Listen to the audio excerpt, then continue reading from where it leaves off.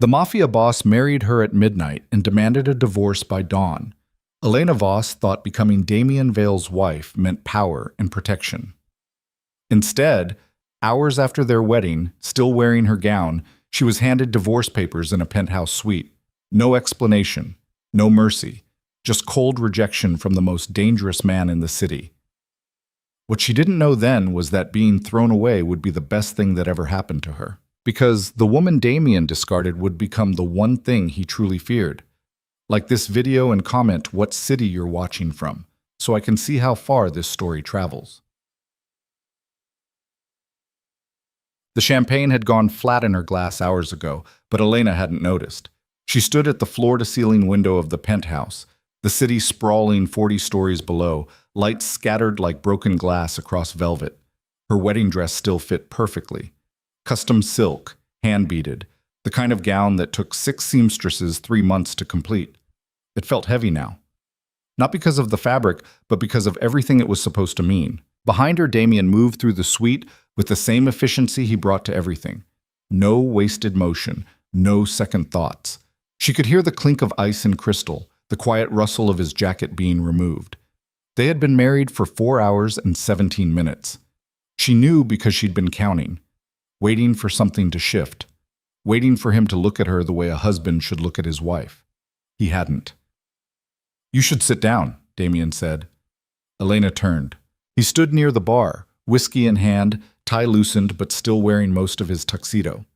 Even exhausted, he looked like something carved from stone. Sharp jaw, dark eyes, the kind of face that made people nervous in elevators. She'd known what he was when she agreed to marry him. Everyone in the city knew what Damien Vale was. "I'm fine standing," she said. "Suit yourself." He took a drink, and Elena felt something cold settle in her stomach. This wasn't how the night was supposed to go. There should have been more conversation. Maybe not warmth, she'd never expected warmth from him, but at least acknowledgement. Instead, he looked at her the same way he'd looked at the contracts he'd signed earlier that day. Necessary, temporary, already moving past. "The wedding was good," she tried. "Your people seemed pleased." "They were meant to be. And your mother, she looked happy." "She's paid to look happy." Elena's fingers tightened around her glass. "So what now?" Damien set his drink down, crossed the room, stood close enough that she could smell his cologne, something dark and expensive that probably cost more than most people's rent. Up close, she could see the small scar above his left eyebrow, the one he'd gotten in a fight when he was 19. She knew that because his cousin had mentioned it at the reception, laughing, trying to humanize Damien in front of the guests. It hadn't worked. "Now we talk," Damien said. "Okay? About the divorce." The word hit her like a fist. Elena actually stepped back, her heel catching on the train of her dress. She didn't fall, but it was close. Damien's expression didn't change. He just stood there, hands in his pockets, waiting for her to process what he'd just said. "The what?" "Divorce. I'm filing tomorrow morning. Actually, my lawyer's filing. You won't need to do anything except sign the papers when they arrive." Elena's mouth opened, but nothing came out. Her brain had stuttered to a halt somewhere between divorce and tomorrow morning. She looked around the suite, at the rose petals scattered across the floor, the champagne still chilling in its bucket, the bed that hadn't been touched. Then back at Damien. "We got married 4 hours ago." "I know. 4 hours, Damien. The timeline doesn't change what needs to happen." "What needs to—" Elena stopped, started again. "What the hell are you talking about?" He moved to the bar, poured another drink. Didn't offer her one. "The marriage was necessary. For appearances, for positioning. My family needed to see stability. My rivals needed to see strength. And certain business arrangements required the optics of a conventional personal life. You provided that. But the marriage itself, the actual legal and personal commitment, that part's done now." "Done." "Yes. We haven't even—" She gestured vaguely at the bedroom. "We haven't done anything. I don't need to consummate something I'm dissolving in the morning." Elena felt her face go hot. Not from embarrassment, though there was some of that, but from rage. Pure, clean rage that started in her chest and spread outward until her hands were shaking. "You used me." "Yes." "You married me for show." "Yes." And you didn't think to mention this before the ceremony? Before I stood up in front of 300 people and promised you my life? Damien took a drink. Would you have gone through with it if I had? Of course not. Then that's why I didn't tell you. He set the glass down with a soft click. You'll be compensated, generously. The settlement will include a lump sum, monthly payments for 2 years, and a property of your choosing within reasonable price limits. You'll also keep the jewelry from tonight, all of it. That should be more than fair. Fair? Elena's voice cracked. You think money makes this fair? I think money makes most things fair. She wanted to throw her glass at him, wanted to scream, to tear the dress off right there and leave it in pieces on his floor. Instead, she just stared at him, at this man she'd married, this stranger she'd somehow convinced herself she could build a life with. She'd known he was cold, known he was dangerous. But she'd thought, somewhere deep in the stupid, hopeful part of her brain, that she mattered, that being chosen by Damien Vale meant something. It didn't. Why me? She asked quietly. Why you what? Why did you pick me? There are 1,000 women in this city who would have married you. Prettier ones, smarter ones, women from actual families with actual connections. Why me? Damien looked at her for a long moment. Because you were convenient. The word hung in the air between them. Convenient, Elena repeated. You had no family to complicate things, no significant connections that would create obligations, no history that would raise questions. You were presentable, appropriate, and most importantly, temporary. That's what I needed. Temporary. Yes. Elena felt something crack inside her chest. Not her heart, that had broken the moment he said the word divorce, but something deeper, some fundamental belief about the world and her place in it. She'd spent 6 months dating Damien, 6 months of careful dinners, supervised outings, conversations that never went too deep but felt significant anyway. She'd met his mother, his cousins, the men who worked for him. She'd been photographed at his side, mentioned in the same breath as his name, treated like she was building towards something real. And all of it had been a setup for this. I want you out by morning, Damien said. Out. Out of the penthouse, out of the city, ideally, but I won't enforce that. Just out of my immediate vicinity. My people will help you pack. You can take whatever you brought with you, plus the jewelry, plus any personal items you've accumulated. Everything else stays. I don't have anywhere to go. That's not my concern. Elena laughed. She couldn't help it. The sound came out sharp and jagged, almost hysterical. You're really just going to throw me out? Hours after marrying me? The marriage was the goal. The continuation of it would be the problem. Why? What happens if we stay married? What goes wrong in your perfect plan? Damien's jaw tightened, the first sign of real emotion she'd seen from him all night. You become a target. I'm already a target. I married you. Everyone who hates you now hates me too. No, right now you're a prop, a piece of set dressing. Divorce you immediately, you go back to being nobody. Stay married, you become leverage. Something my enemies can use against me. I don't allow leverage. So this is protection? You're throwing me away to protect me? I'm throwing you away to protect my operation. You're a side benefit. The rage came back, hotter this time. Elena crossed the room in 4 steps, got right in his face, close enough to see the tiny flecks of gold in his dark eyes. You're a coward. Excuse me? You heard me.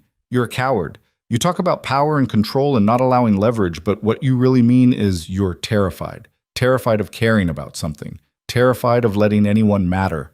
So you burn everything down before it can burn you. Damien's expression went cold. Colder than before, which Elena hadn't thought possible. You don't know anything about me. I know you're alone. I know that for all your money and your men and your reputation, you're going to die alone because you're too scared to let anyone in. Get out. I'm going, trust me. I'm going, but you're going to regret this. I doubt it. You will. Maybe not today, maybe not next month, but eventually you're going to realize what you threw away, and by then it'll be too late. Damien stepped back, pulled his phone from his pocket, sent a quick message. 30 seconds later, 2 men appeared at the door. Big, professional, the kind of security that didn't ask questions. Escort Mrs. Vale to the guest suite. Help her pack. She leaves in the morning. It's still night, Elena said. Then she leaves soon. The men moved toward her. Elena held up a hand, stopping them. I can walk. She looked at Damien one last time. I hope it was worth it. It was. She turned and left, the men following at a careful distance. The door closed behind her with a soft click, and Elena found herself in the hallway, still wearing her wedding dress, still holding her flat champagne, still trying to process what had just happened. The guest suite was 3 doors down, smaller than the master, but still obscenely luxurious.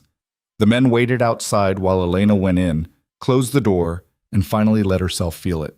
The humiliation, the anger, the crushing weight of being wrong about everything. She cried for exactly 10 minutes. Then she stopped, washed her face, and started packing.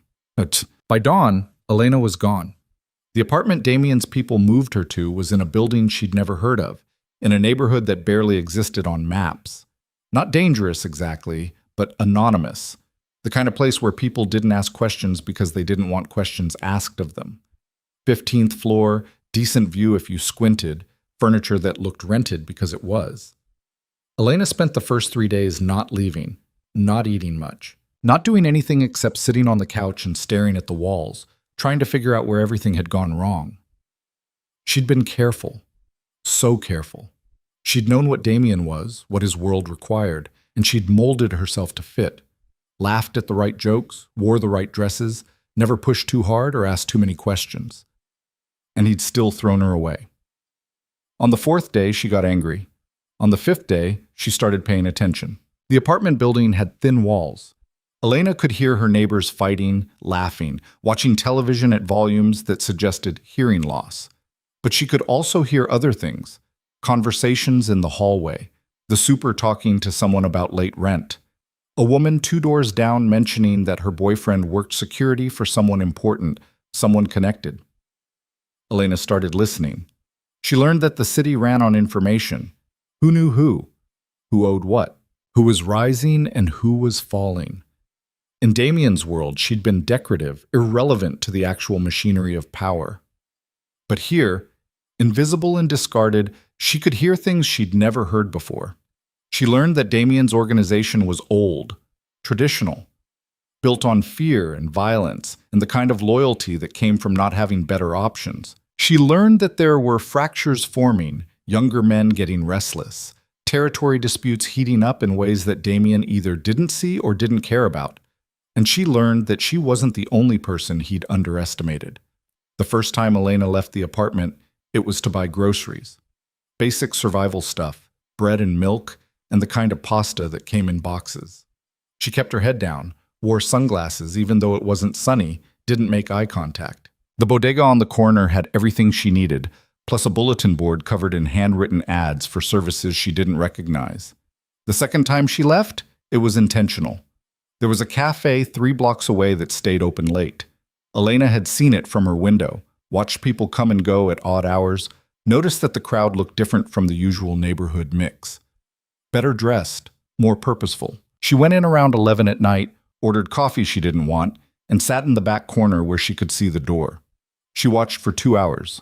Most of the customers were normal, but 3 weren't. 3 men came in separately, ordered nothing, sat at different tables, and left after exactly 20 minutes. Elena recognized the pattern because she'd seen it before. At the restaurants Damien used for meetings he didn't want to publicize. Neutral ground, rotating schedule, no obvious connection. Someone was using this place for business.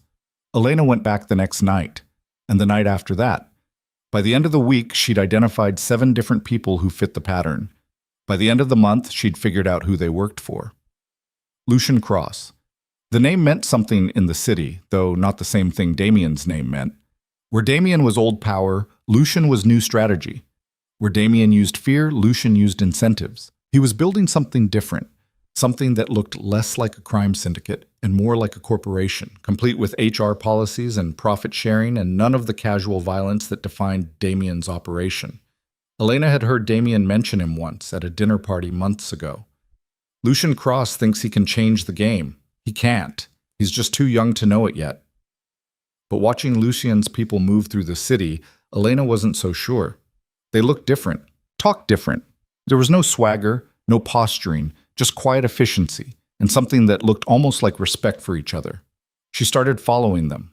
Not closely, not obviously, just enough to learn their patterns, where they went, what they did, how they operated. Elena had always been good at blending in, at making herself forgettable. Now she used it. Dressed like a student, a waitress, a personal assistant, running errands. No one looked at her twice, and slowly, piece by piece, she started to understand how the city really worked. It wasn't about who was loudest or most violent. It was about information, relationships, knowing which threads to pull and which to leave alone. Damien had power because people feared him, but fear was expensive. It required constant maintenance, constant reminders of what happened to people who stepped out of line. Lucian's approach was different. He gave people reasons to cooperate. Better money, better security, the promise of something more stable than the endless cycle of territory wars and revenge killings. Elena found it fascinating. She also found it lonely. 6 weeks after the wedding, she was sitting in the cafe when someone sat down across from her. Elena looked up, startled. The man was young, maybe early 30s, with the kind of face that was hard to pin down. Not handsome exactly, but striking. Sharp cheekbones, pale eyes, dark hair that looked like it had been cut by someone who charged too much. He wore a suit that fit well without trying to impress, and when he smiled at her, it didn't reach his eyes. "You've been watching my people," he said. Elena's stomach dropped. "I don't know what you're talking about." "Yes, you do. You've been here every night for 2 weeks. Same table. Same coffee you barely drink. Same notebook you pretend to write in while you watch the door." He leaned back in his chair. "I'm Lucian Cross, and you're Elena Voss. Or I suppose it's Elena Vale now. Congratulations on the marriage." "It didn't last." "I heard. 4 hours, right? That has to be some kind of record." Elena closed her notebook. "What do you want?" "To talk. Maybe offer you a job." "I don't need a job." "Everyone needs a job, especially people who've been discarded by Damien Vale and are currently living in a subsidized apartment in a neighborhood they'd never heard of 2 months ago." Lucian tilted his head. "How much is he paying you to stay quiet? The settlement, I mean." "That's none of your business." "Fair. But I'm guessing it's generous enough to keep you comfortable and not generous enough to give you options. Damien's good at that, giving people just enough to keep them dependent." He pulled out a business card, slid it across the table. "I'm better at giving people what they need to be independent." Elena looked at the card but didn't touch it. "Why would you want to hire me?" "Because you're smart. You've spent 6 weeks learning how to be invisible, how to watch without being seen, how to move through the city without leaving traces. Those are valuable skills. And because Damien underestimated you, which means he probably told you things he shouldn't have. Pillow talk, casual mentions, the kind of information that seems irrelevant until it isn't. I don't know anything useful." "I think you do. I think you know exactly how Damien thinks, what he values, where his blind spots are. And I think you're angry enough to want to do something about it." Lucian stood up. "Think about it. Call me if you're interested, or don't. Either way, you should probably find a different cafe. My people are starting to get nervous." He left without paying for anything, which made sense because he hadn't ordered anything. Elena sat there for another 10 minutes, staring at the business card, before finally picking it up. The number was handwritten, personal cell probably, the kind of access that meant something. She put the card in her pocket and went home. For 3 days, Elena did nothing with the card. She went through her routine, grocery shopping and cafe sitting and the long empty hours in her apartment, trying to convince herself that talking to Lucian would be a mistake. Damien had enemies. Getting involved with one of them would make her a target for real, not just theoretically. But on the 4th day she called. Lucian answered on the 2nd ring.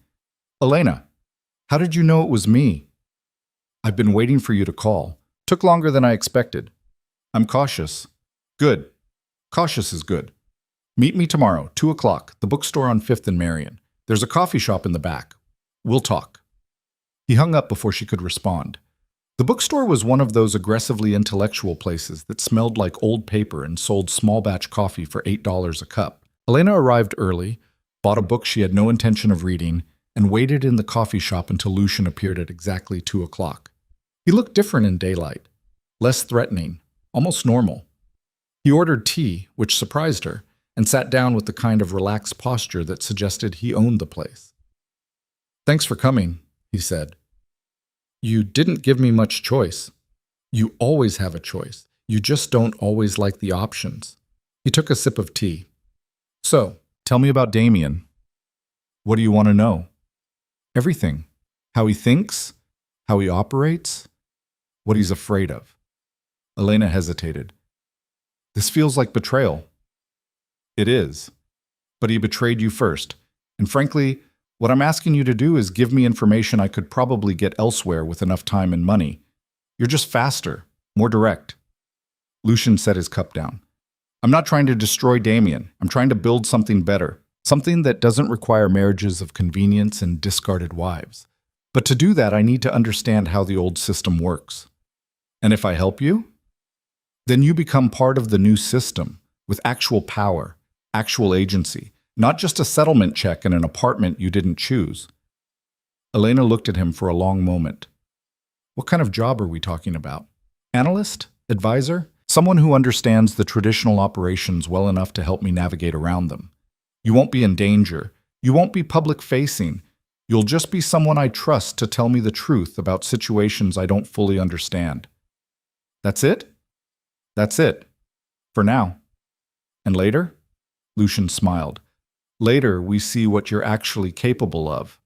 Elena thought about the penthouse, the wedding, Damien's face when he told her she was convenient. "When do I start?" "Right now. Tell me about his security." So she did. She told him about the rotations, the blind spots, the cousin who drank too much and talked too freely. She told him about Damien's mother, who was sharper than anyone gave her credit for, and his accountant, who kept 2 sets of books. She told him about the supplier in Brooklyn who was skimming product, and the lieutenant who was sleeping with his boss's ex-wife, and the warehouse in Queens that Damien thought was secret but absolutely wasn't. She told him everything, and with every piece of information, she felt something shift inside her. Not guilt. She'd expected guilt, but instead it felt like waking up, like seeing clearly for the first time in months. When she finished, Lucian was quiet for a moment. Then he said, "You're better at this than I thought." "At what?" "Understanding power, how it moves, where it's weak." He pulled out a phone, sent a quick message. "I'm going to introduce you to some people. They're going to test you, ask you questions, put you in situations, see how you think. If you impress them, we'll talk about making this permanent. And if I don't, then you go back to your apartment and we pretend this never happened. No hard feelings, no consequences." Elena nodded slowly. "Okay. Okay." Lucian stood up. "Someone will contact you within 48 hours. Be ready." He left the same way he'd left the cafe, without ceremony, without looking back. Elena sat there alone, surrounded by books and expensive coffee, feeling like she'd just made a decision she couldn't unmake. She had no idea if it was the right one, but for the first time since the wedding, she felt like she'd made a choice that was actually hers. But the test came 36 hours later. Elena was at home attempting to cook dinner when her phone buzzed with a message from a number she didn't recognize. An address in Midtown. A time. Nothing else. She almost didn't go. The whole thing felt like a setup or a trap, or at minimum a bad idea. But something in her, the same thing that had survived Damien's rejection and the long weeks of isolation, pushed her forward. The address was an office building, new construction, all glass and steel, and the kind of lobby that required 3 forms of ID. Elena gave a name she'd been told to use, and the security guard waved her through without questions. 18th floor, suite 1842. The elevator was fast and silent. When the doors opened, Elena found herself in a hallway that looked more like a high-end hotel than an office. Soft lighting, expensive art, the kind of carpet that absorbed sound. Suite 1842 was at the end. The door was open.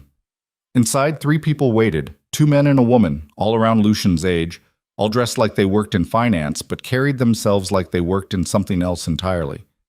The woman stood up when Elena entered. "Elena Voss, welcome. I'm Sarah Chen, this is Marcus Reed, and that's James Kwan. We work with Lucian. He's told us about you." "Not too much, I hope," Elena said. Sarah smiled. "Enough to make us curious. Please, sit." Elena sat. The chair was comfortable, which somehow made her more nervous. This felt too polished, too professional. She'd expected something rougher, more obviously criminal. "So," Marcus said, "Lucian thinks you have potential. We're here to see if he's right." "How?" Questions, scenarios, nothing too complicated. James pulled out a tablet, swiped through something. "Let's start simple. You're trying to move a high-value asset through the city without attracting attention. What's your approach?" Elena blinked. "What kind of asset? Does it matter?"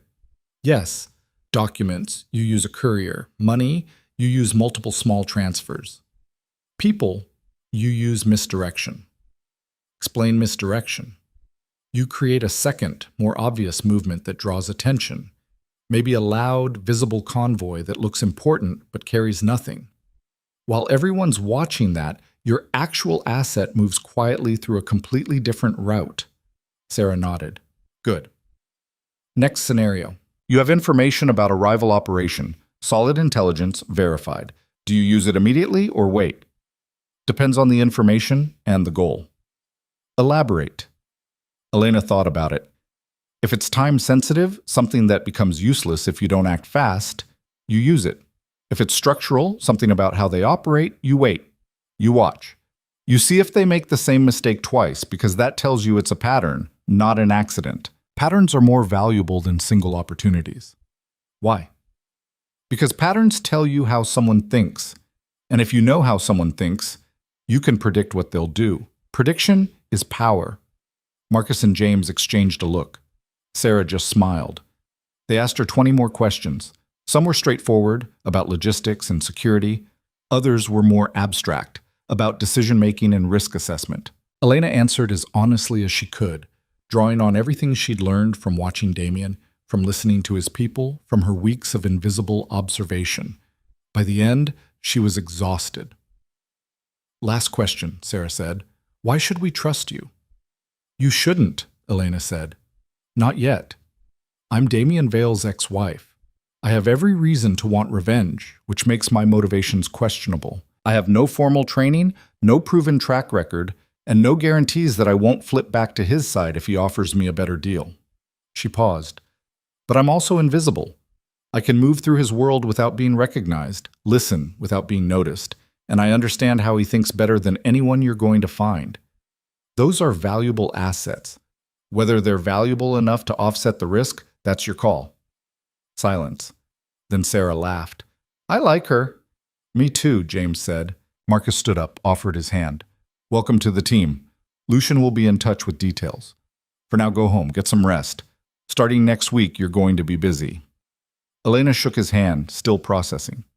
"That's it?" "That's it. You passed." "What was I being tested on?" "Honesty, intelligence, whether you understand that trust is earned, not given." Sarah walked her to the door. "We've all been underestimated at some point. Lucian builds his organization out of people who know what that feels like and refuse to let it define them. You fit." Elena left the building in a daze.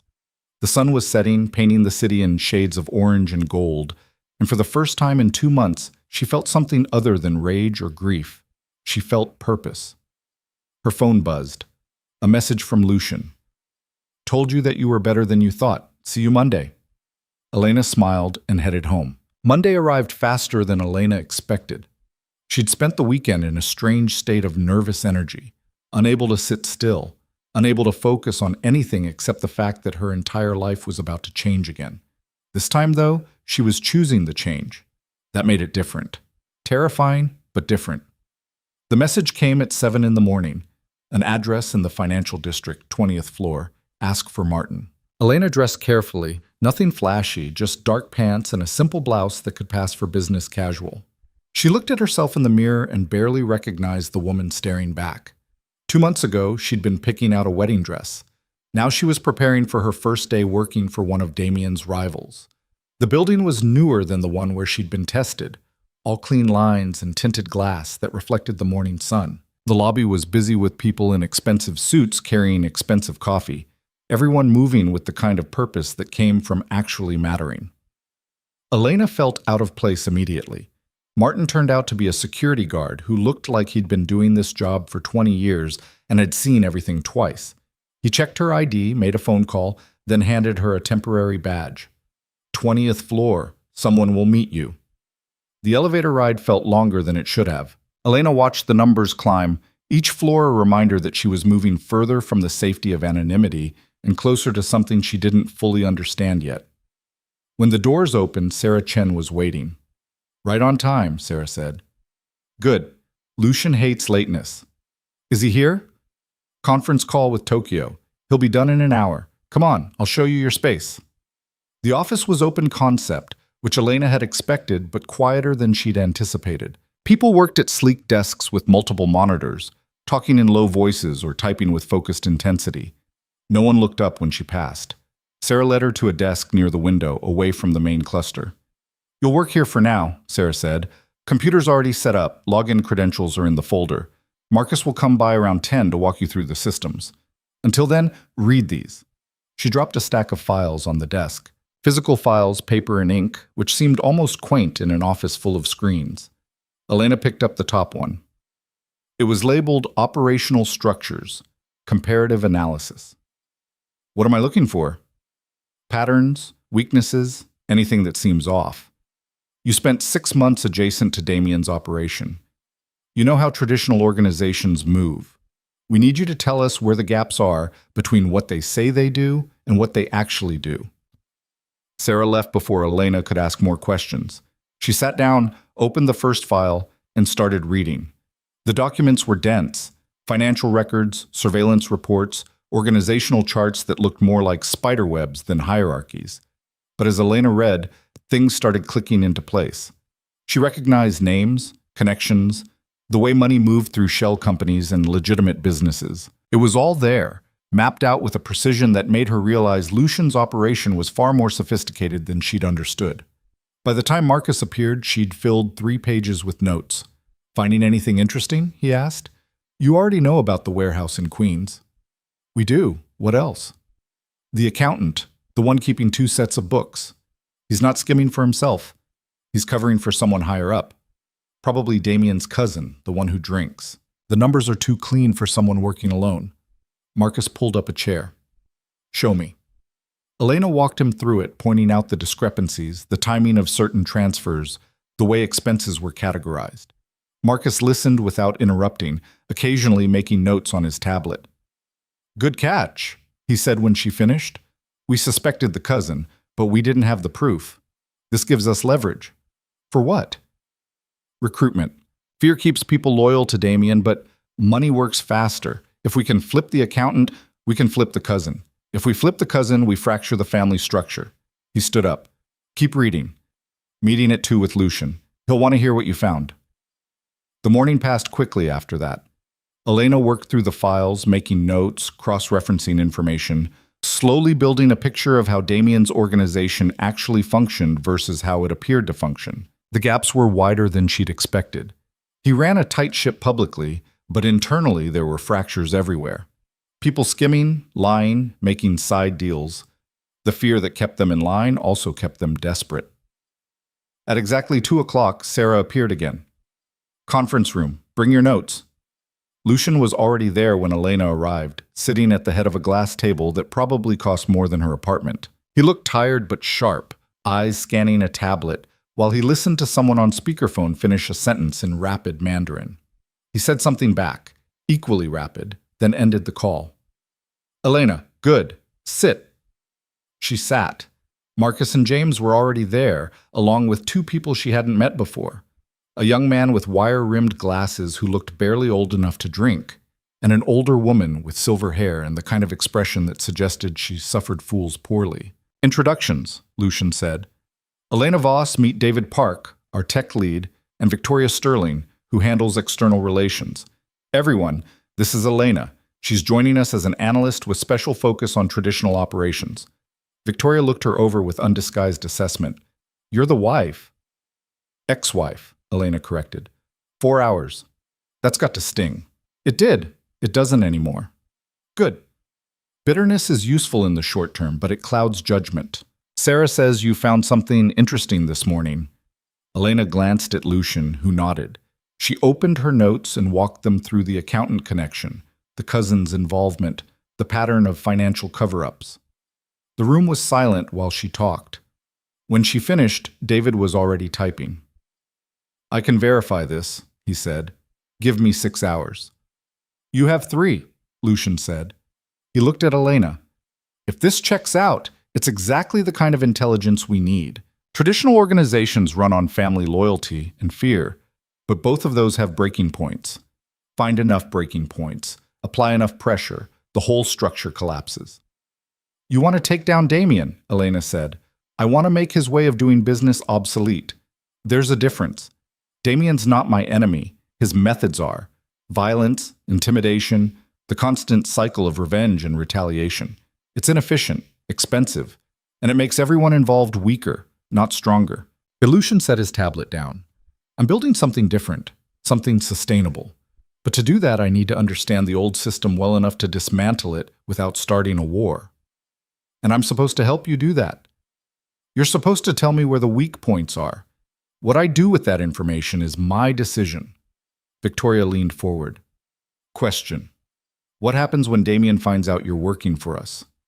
"He won't," Elena said. "He will, eventually. People talk. Information leaks. When that happens, what's your play?" Elena thought about it. "By the time he finds out, I'll be valuable enough that touching me would be a mistake." Confident. Practical. Damien doesn't waste resources on personal vendettas unless they serve a larger purpose. I'm only dangerous to him if I'm useful to you, so I need to make myself useful enough that I'm worth protecting. Victoria smiled. "I like her." "Everyone likes her," Lucian said. "The question is whether she can deliver. David, verify her information. Victoria, start mapping out the cousin's vulnerabilities. Marcus, James, I want updated risk assessments on all of Damien's key people by end of week. Elena, you're with me." The others filed out. Elena stayed seated, waiting. Lucian stood up, walked to the window, looked out at the city stretched below them. "You did well this morning," he said. "Thank you." "But you're holding back." Elena felt her stomach tighten. "What do you mean?" "You gave us good intelligence, useful information, but you're still thinking like someone on the outside looking in. I need you to think like someone who belongs here." "I've been here 4 hours." "I know. I'm not criticizing. I'm telling you what the next step is." He turned to face her. "You know things about Damien that aren't in any file. Personal things. How he reacts under pressure, what he values, what he's afraid of. That's the intelligence I really need. You want me to tell you his weaknesses. I want you to tell me who he is when no one's watching, the man behind the reputation." Elena looked down at her hands. "He's careful, controlled. He doesn't lose his temper, doesn't make impulsive decisions. Everything is calculated. Everyone has something they're not careful about. His mother. She's the only person he actually listens to. Not his lieutenants, not his advisors.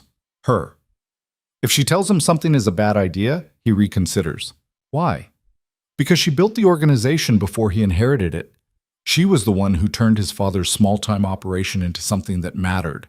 Damien respects that, respects her. Lucian made a note on his tablet. What else? He's afraid of seeming weak. That's why he burned the marriage so fast. He thought keeping me around would make him look soft, vulnerable. He'd rather be alone than risk anyone thinking he cares about something. Does he care about anything? Elena thought about the penthouse, the wedding, the look on Damien's face when he told her she was convenient. He cares about control. That's it. Control over his organization, his reputation, his life.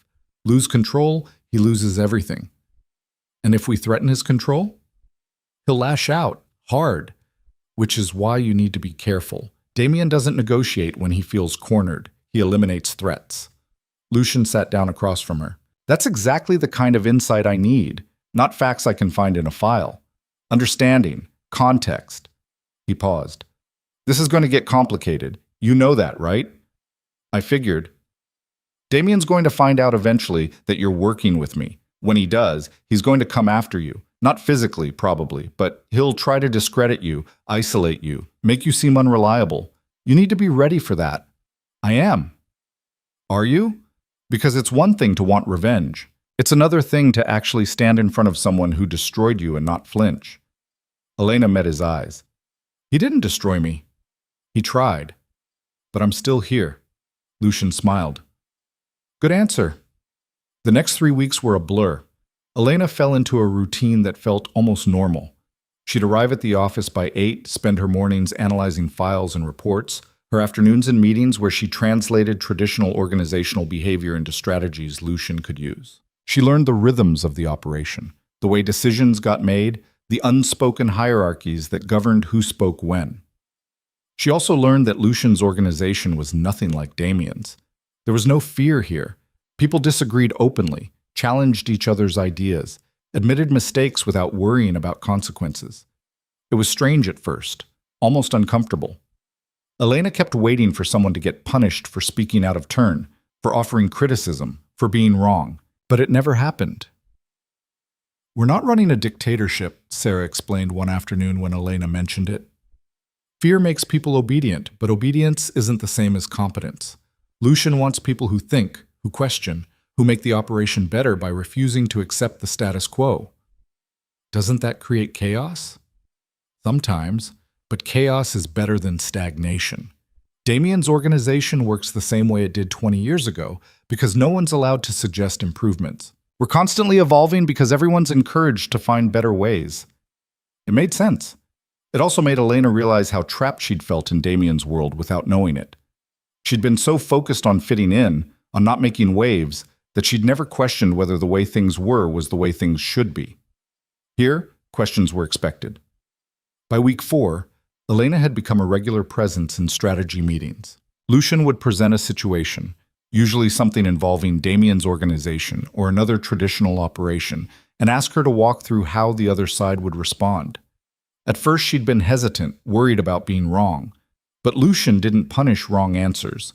He just asked why she thought that way, what assumptions she was making, whether there were other possibilities. It was like being taught how to think instead of what to think. You're getting better at this, Victoria said after one particularly long meeting. They were in the break room, making coffee that tasted like actual coffee instead of cafeteria sludge. When you started, you were giving us facts. Now you're giving us analysis. Is that good? It's essential. Facts are easy. Anyone with enough resources can gather facts. Understanding what they mean, that's harder. You're starting to see patterns most people miss. Elena poured milk into her coffee. Can I ask you something? Sure. Why are you all being so nice to me? I'm Damien Vale's ex-wife. I have every reason to feed you bad information, to sabotage things from the inside. But everyone just treats me like I belong here. Victoria took a sip of her coffee. You want the real answer? Yes. Because Lucian's an excellent judge of character, and he thinks you're genuine. And because every single person in this office has been underestimated at some point. I was told I was too old to pivot from corporate law to this. Marcus was told he was too soft for the industry. Sarah was dismissed because she's a woman in a male-dominated field. David was laughed at for being young. We all know what it feels like to be written off. She set her cup down. Damien threw you away because he thought you were disposable. We're betting you're not. What if you're wrong? Then we learn from it and move on. But I don't think we're wrong. That night, alone in her apartment, Elena thought about what Victoria had said, about being underestimated, about proving people wrong. She thought about Damien's face when he'd called her convenient, like she was a piece of furniture he'd rented for an event. She thought about how badly she wanted to prove him wrong. Her phone buzzed. A message from an unknown number. We need to talk. Coffee tomorrow, 10 a.m., the place on 5th. Come alone. No signature. But Elena knew the tone, knew the cadence. She stared at the message for a long time before responding. Who is this? The reply came immediately. Your husband.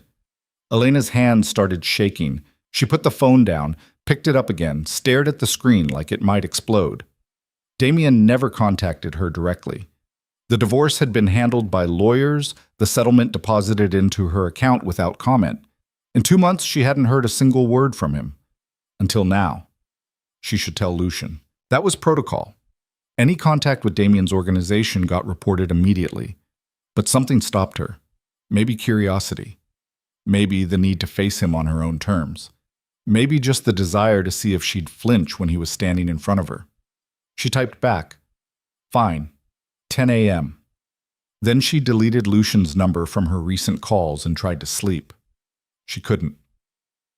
The cafe on 5th was crowded when Elena arrived the next morning. She dressed carefully again, professional but not trying too hard, the kind of outfit that said she had her life together, even if that was a complete lie. She ordered coffee she didn't want and sat at a table near the back where she could see the door. Damien arrived at exactly 10 o'clock. He looked the same. Perfectly tailored suit, dark hair styled precisely, the kind of presence that made other people nervous just by proximity. He spotted her immediately, walked over without hesitation, sat down across from her like they were old friends meeting for a casual chat. "Elena." "Damien. You look well. You look like you always look." He almost smiled. Almost. "I wasn't sure you'd come." "I wasn't sure either." A waitress appeared, took his order, disappeared. Damien folded his hands on the table and looked at her with an expression that might have been concern if he were capable of concern. "How have you been?" he asked. "Is that a real question, or are we just doing pleasantries?" "It's real. I've been fine, adjusting, figuring out what comes next." "I heard you got a job."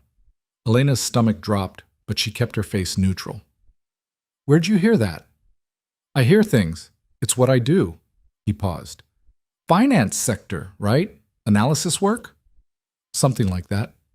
"Good. You always were smarter than people gave you credit for." The comment landed wrong, like he was trying to be kind but didn't quite know how. Elena took a drink of her coffee to buy time. "Why am I here, Damien?" "I wanted to see you." "Why?" "Because I've been thinking about the wedding, about what I said, how I handled things." "You mean how you married me and divorced me in the same night?" "Yes." "That." Elena waited. Damien looked uncomfortable, which was satisfying in a petty way. He wasn't used to being the one who had to explain himself. "I was too harsh," he said finally. "The way I ended things. You deserve better."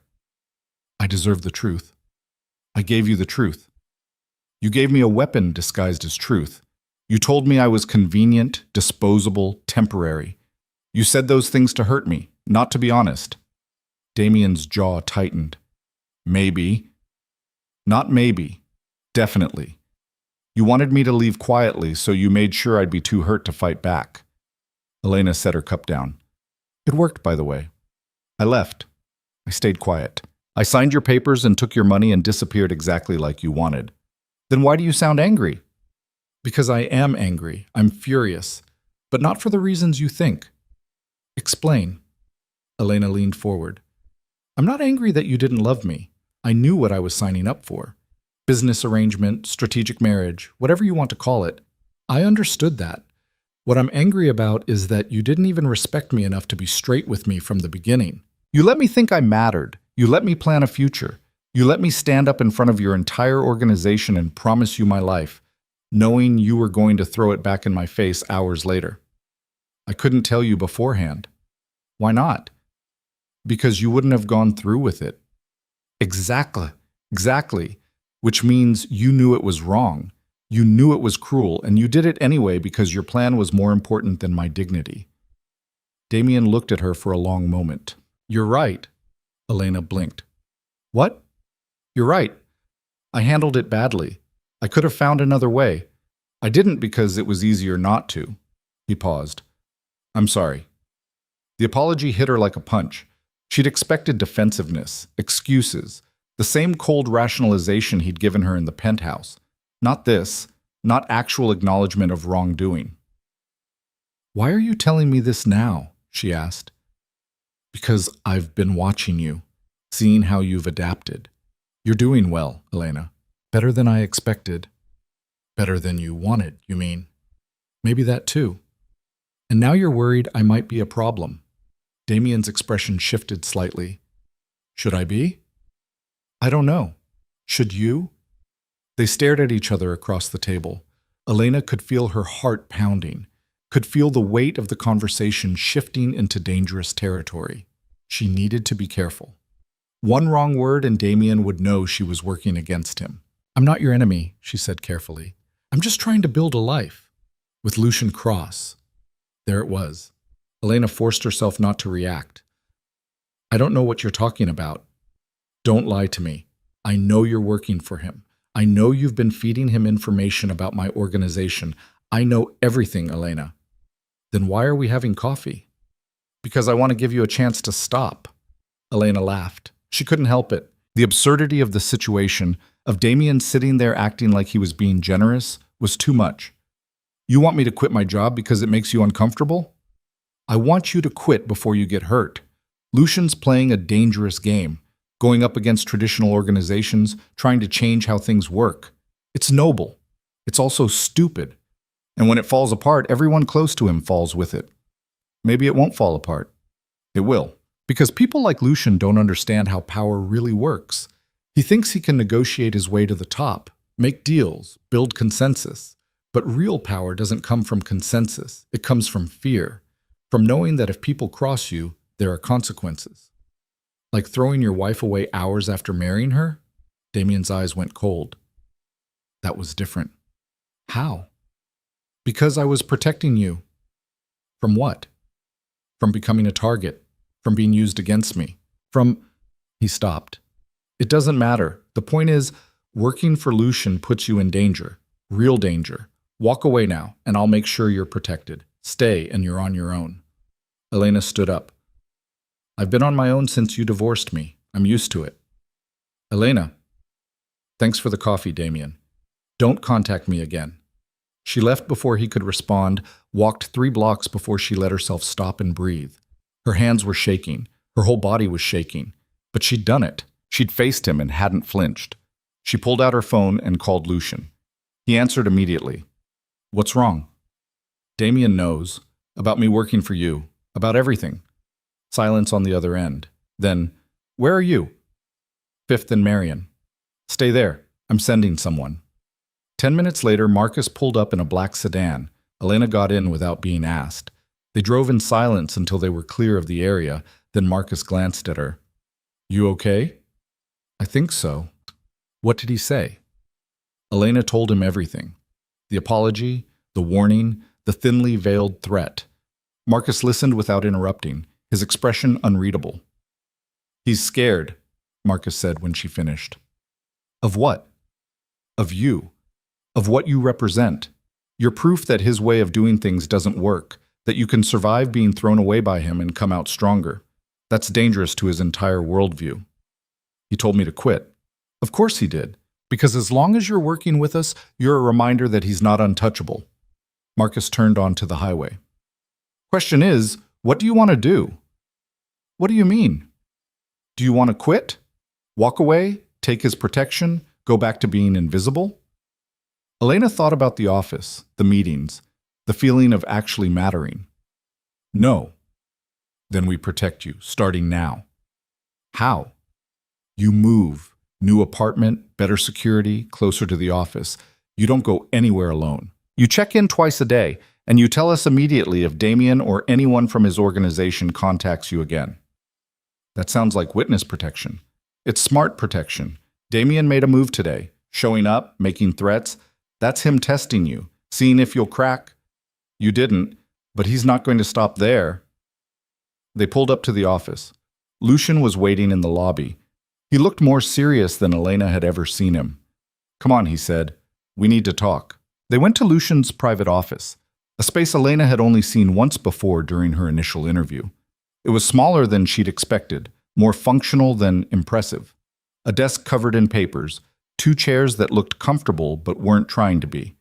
Windows that overlooked the city but were tinted dark enough that no one could see in. Lucian gestured for her to sit, then closed the door. Tell me exactly what happened, he said. Elena went through it again, slower this time, including details she'd left out when talking to Marcus. The way Damien had looked at her, the careful phrasing of his apology, the shift in his tone when he'd mentioned Lucian's name. He wasn't threatening me, she said. Not directly. It was more like he was warning me. Like he genuinely thinks I'm in danger and he's trying to protect me from making a mistake. Do you believe that? I don't know. Maybe part of him believes it. But the bigger part just wants me gone because I'm inconvenient again. Lucian sat on the edge of his desk. He's right about one thing. You are in danger. Not because of him specifically, but because you're visible now. You're not just Damien's discarded wife anymore. You're someone with access, with knowledge, with value. That makes you a target for anyone who wants leverage against me or against him. So what do? You keep working, but we adjust how you work. He pulled out his phone, sent a quick message. Victoria's handling your relocation. New apartment, better building, security on the ground floor. Marcus is coordinating transportation. From now on, you don't drive yourself anywhere. You don't take cabs. You use our cars with our drivers. That seems excessive. It's necessary. Damien showing up today wasn't random. He's making a move, testing boundaries, seeing how we react. If we ignore it, he'll push harder. If we overreact, we look weak. So we react proportionally. We protect you without making it look like we're scared. And what about my work? Do I stop analyzing his organization? No, you go deeper. Because now we know he's watching, which means we can feed him information. Make him think he knows what we're doing while we do something else entirely. Elena felt a chill run down her spine. You want to use me as bait. I want to use you as an asset. There's a difference. Bait is passive. You'd be active, helping us control what Damien sees, what he thinks, what moves he makes. That sounds dangerous. It is. Which is why you can say no. Right now. Walk away, take the settlement money, disappear somewhere Damien will never bother looking for you. I won't blame you. No one will. Elena looked at him. Lucian's face was serious but not manipulative. He meant it. She could leave, go back to being invisible, safe, irrelevant. I'm not leaving, she said. You're sure? I'm sure. Why? The question caught her off guard. Elena thought about it, about the penthouse and the wedding and the 2 months of emptiness that followed, about the moment she'd decided to stop grieving and start watching, about the feeling she got now when she walked into the office and people treated her like she mattered. Because Damien was wrong about me, she said, and I want him to know it. I want him to see exactly what he threw away. Lucian nodded slowly. Good answer, but be careful. Revenge is a strong motivator, but it's also limiting. At some point, you need to want this for yourself, not just to prove something to him. I do want it for myself. Then we move forward. Victoria will have your new place ready by tonight. Pack what you need from the old apartment, leave everything else. Fresh start. The meeting ended, and Elena found herself in Victoria's office an hour later, looking at photos of an apartment that felt too nice to be real. High floor, actual security, a kitchen that had countertops instead of just a hot plate, and hope. It's too much, Elena said. Victoria didn't look up from her computer. It's standard for anyone working at your level. Sarah has the same setup, so does Marcus. I've been here a month, and you've already provided intelligence that shifted 3 of our strategic initiatives. That's worth protecting. Victoria pulled up a building schematic. Security guard downstairs, cameras in the hallways, keycard access only. You'll have a panic button that connects directly to our response team. Use it if anything feels wrong. Don't wait to be sure. This is insane. This is careful. There's a difference. Victoria finally looked at her. You're not in corporate finance anymore, Elena. You're in the part of the business where people actually matter, which means people who want to hurt us will try to use you to do it. The apartment isn't a gift, it's insurance. Elena moved that night. 2 of Lucien's security people helped her pack the few things she'd accumulated in the old place, mostly clothes and books and a plant she'd bought in a moment of optimism that had since died from neglect. The new apartment was 15 floors higher and felt like a different world. Clean, secure, the kind of place where the neighbors probably didn't scream at each other at 2 in the morning. She unpacked slowly, putting things in drawers that actually closed properly, hanging clothes in a closet that had real hangers. It felt surreal. 3 months ago, she'd been planning a wedding. Now she was living in a secure apartment provided by her ex-husband's rival while working to dismantle everything Damien had built. Her phone rang. Sarah. You settled in? Getting there. Good. Lucian wants you in early tomorrow, 6 a.m. Something came up. What kind of something? The kind we talk about in person. Get some sleep. Elena didn't sleep. She tried, but her brain wouldn't stop running through scenarios. Damien knowing she worked for Lucian. Damien making moves, Damien doing whatever Damien did when people became problems. She stared at the ceiling until her alarm went off, then gave up and got ready. The office was almost empty when she arrived at 6. Just Lucian, Sarah, and David in the main conference room, surrounded by laptops and files and the kind of organized chaos that suggested they'd been there for hours. "Coffee's fresh," Sarah said without looking up. Elena poured herself a cup and sat down. "What happened?" Lucian turned his laptop around. The screen showed a news article, local outlet, small headline. "Accountant found dead in apparent suicide." Elena's stomach dropped. "The accountant? Damien's accountant?" "The same one you identified 4 weeks ago. The one keeping 2 sets of books." "When did this happen?" "Last night. Around midnight. Pills and alcohol, staged to look like he couldn't handle the pressure." David pulled up another screen. "Except the surveillance cameras in his building went offline at 11:30, came back online at 12:15. Whoever did this was professional." "Damien found out we were looking at him," Elena said quietly. "That's the assumption, but here's the interesting part." Lucian pulled up another file. "Before he died, the accountant sent an email, time-stamped at 11:45. 15 minutes after the cameras went down, 30 minutes before the official time of death." "What did it say?" "It's encrypted. David's working on it. But the fact that he sent it at all suggests he knew something was coming. Maybe he was trying to protect himself. Maybe he was trying to give someone else information." Lucian closed the laptop. "Either way, Damien just showed us he's willing to kill his own people to protect his operation." Elena felt cold. She'd known Damien was dangerous, known he ran an organization built on violence, but knowing it abstractly and seeing the direct evidence were different things. "You think this is because of what I told you?" "I think this is because Damien's under pressure and he's eliminating vulnerabilities. Whether that's connected to your information or something else, we don't know yet." "But it might be." "It might be," Lucian agreed, "which is why we're accelerating the timeline. No more slow analysis. We need to move now before Damien cleans house completely." "Move how?" Sarah spread out a series of organizational charts. "We've identified 3 key people in Damien's operation who are vulnerable to recruitment. The cousin you mentioned, a lieutenant named Torres, who's been passed over for promotion twice, and a woman named Chen, who handles procurement. If we can flip all 3, we fracture his inner circle enough that he can't operate effectively. And if we can't flip them, then we isolate them, make them radioactive, force Damien to cut them loose, which creates resentment and instability." Sarah pointed to the cousin's photo. "We start with him. He's the weakest link. Gambling debts, drinking problem, pressure from his family. Give him a way out and he'll probably take it." Elena studied the chart. "His name's Robert Vale.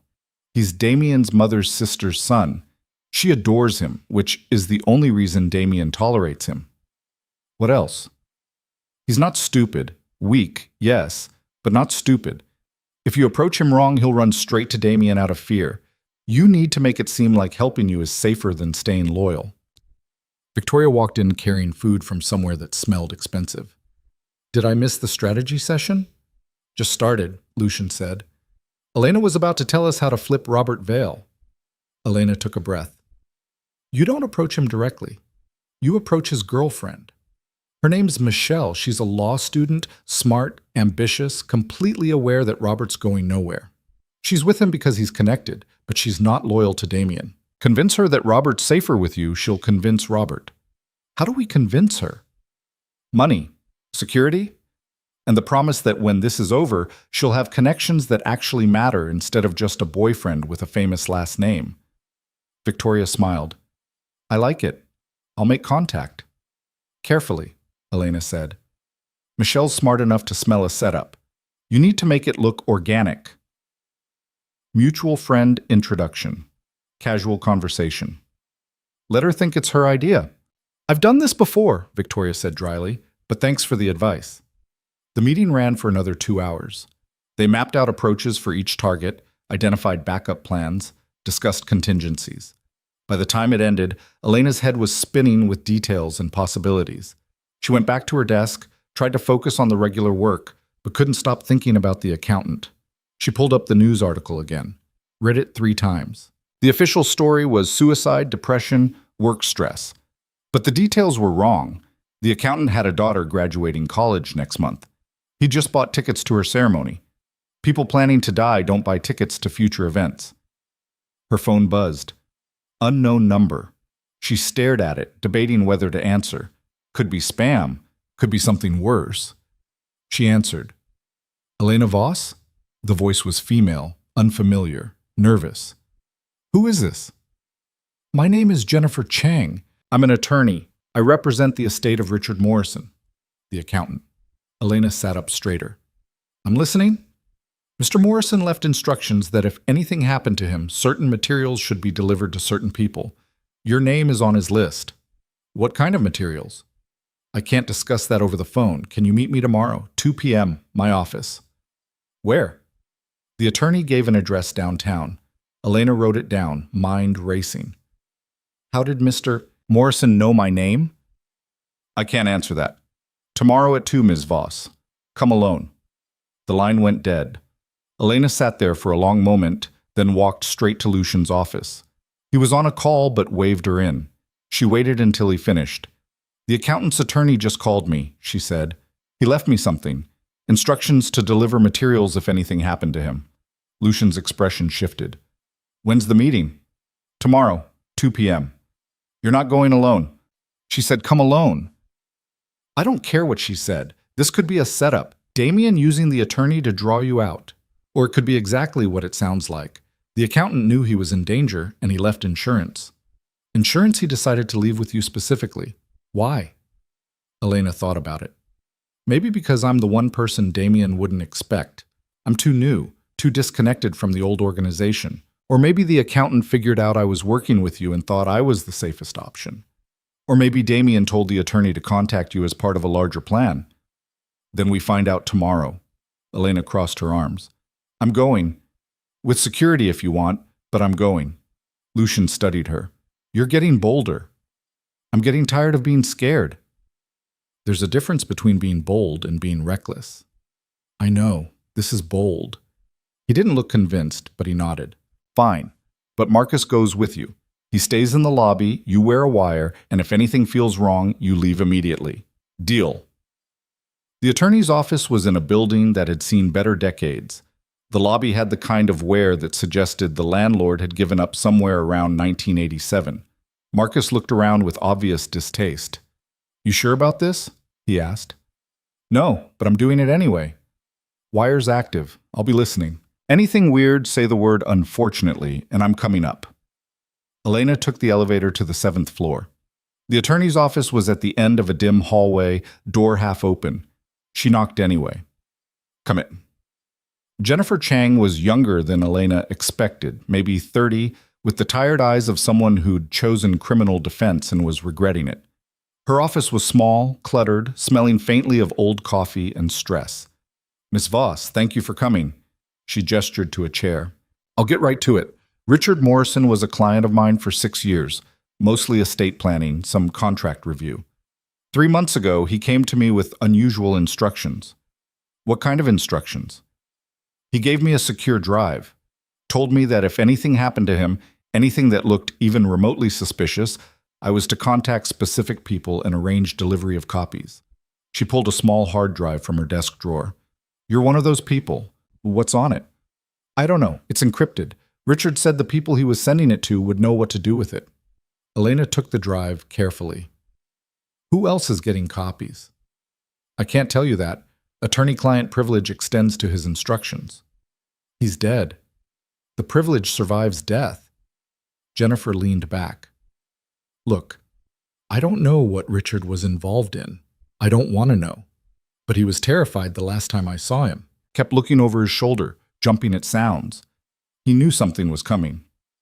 Did he say what? No, just that he'd gotten in too deep and couldn't get out. He said if they came for him, at least he could make sure the truth got out. Elena stood up. Thank you for this. Miss Voss, be careful.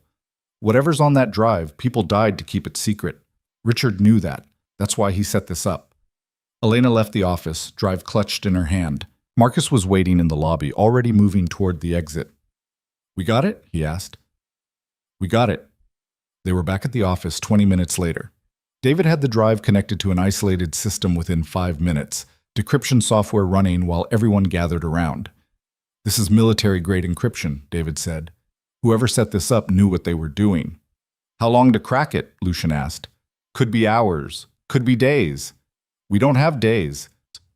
David's fingers flew across the keyboard. "Then I'll make it hours." It took 3. 3 hours of watching progress bars crawl across screens, of David muttering to himself in 3 different languages, of Elena sitting in a conference room trying not to think about the fact that a man had died to get this information to her. Finally, David looked up. "I'm in." They crowded around his screen. The drive contained dozens of files, spreadsheets, scanned documents, audio recordings. David opened the first spreadsheet. "Financial records," Sarah said. "These are Damien's real books, not the ones he shows his people, the actual numbers." "Look at this," Victoria pointed. "Money going to offshore accounts, hundreds of thousands every month." "That's normal for this kind of operation," Elena said. "They all hide money offshore. Not from their own organization. Look at the memo field, personal discretionary. He's been skimming from his own people." Lucian leaned closer. "How much?" David ran the numbers. "Over the last 5 years? Close to 40 million? The room went quiet. Elena felt her stomach turn over. 40 million.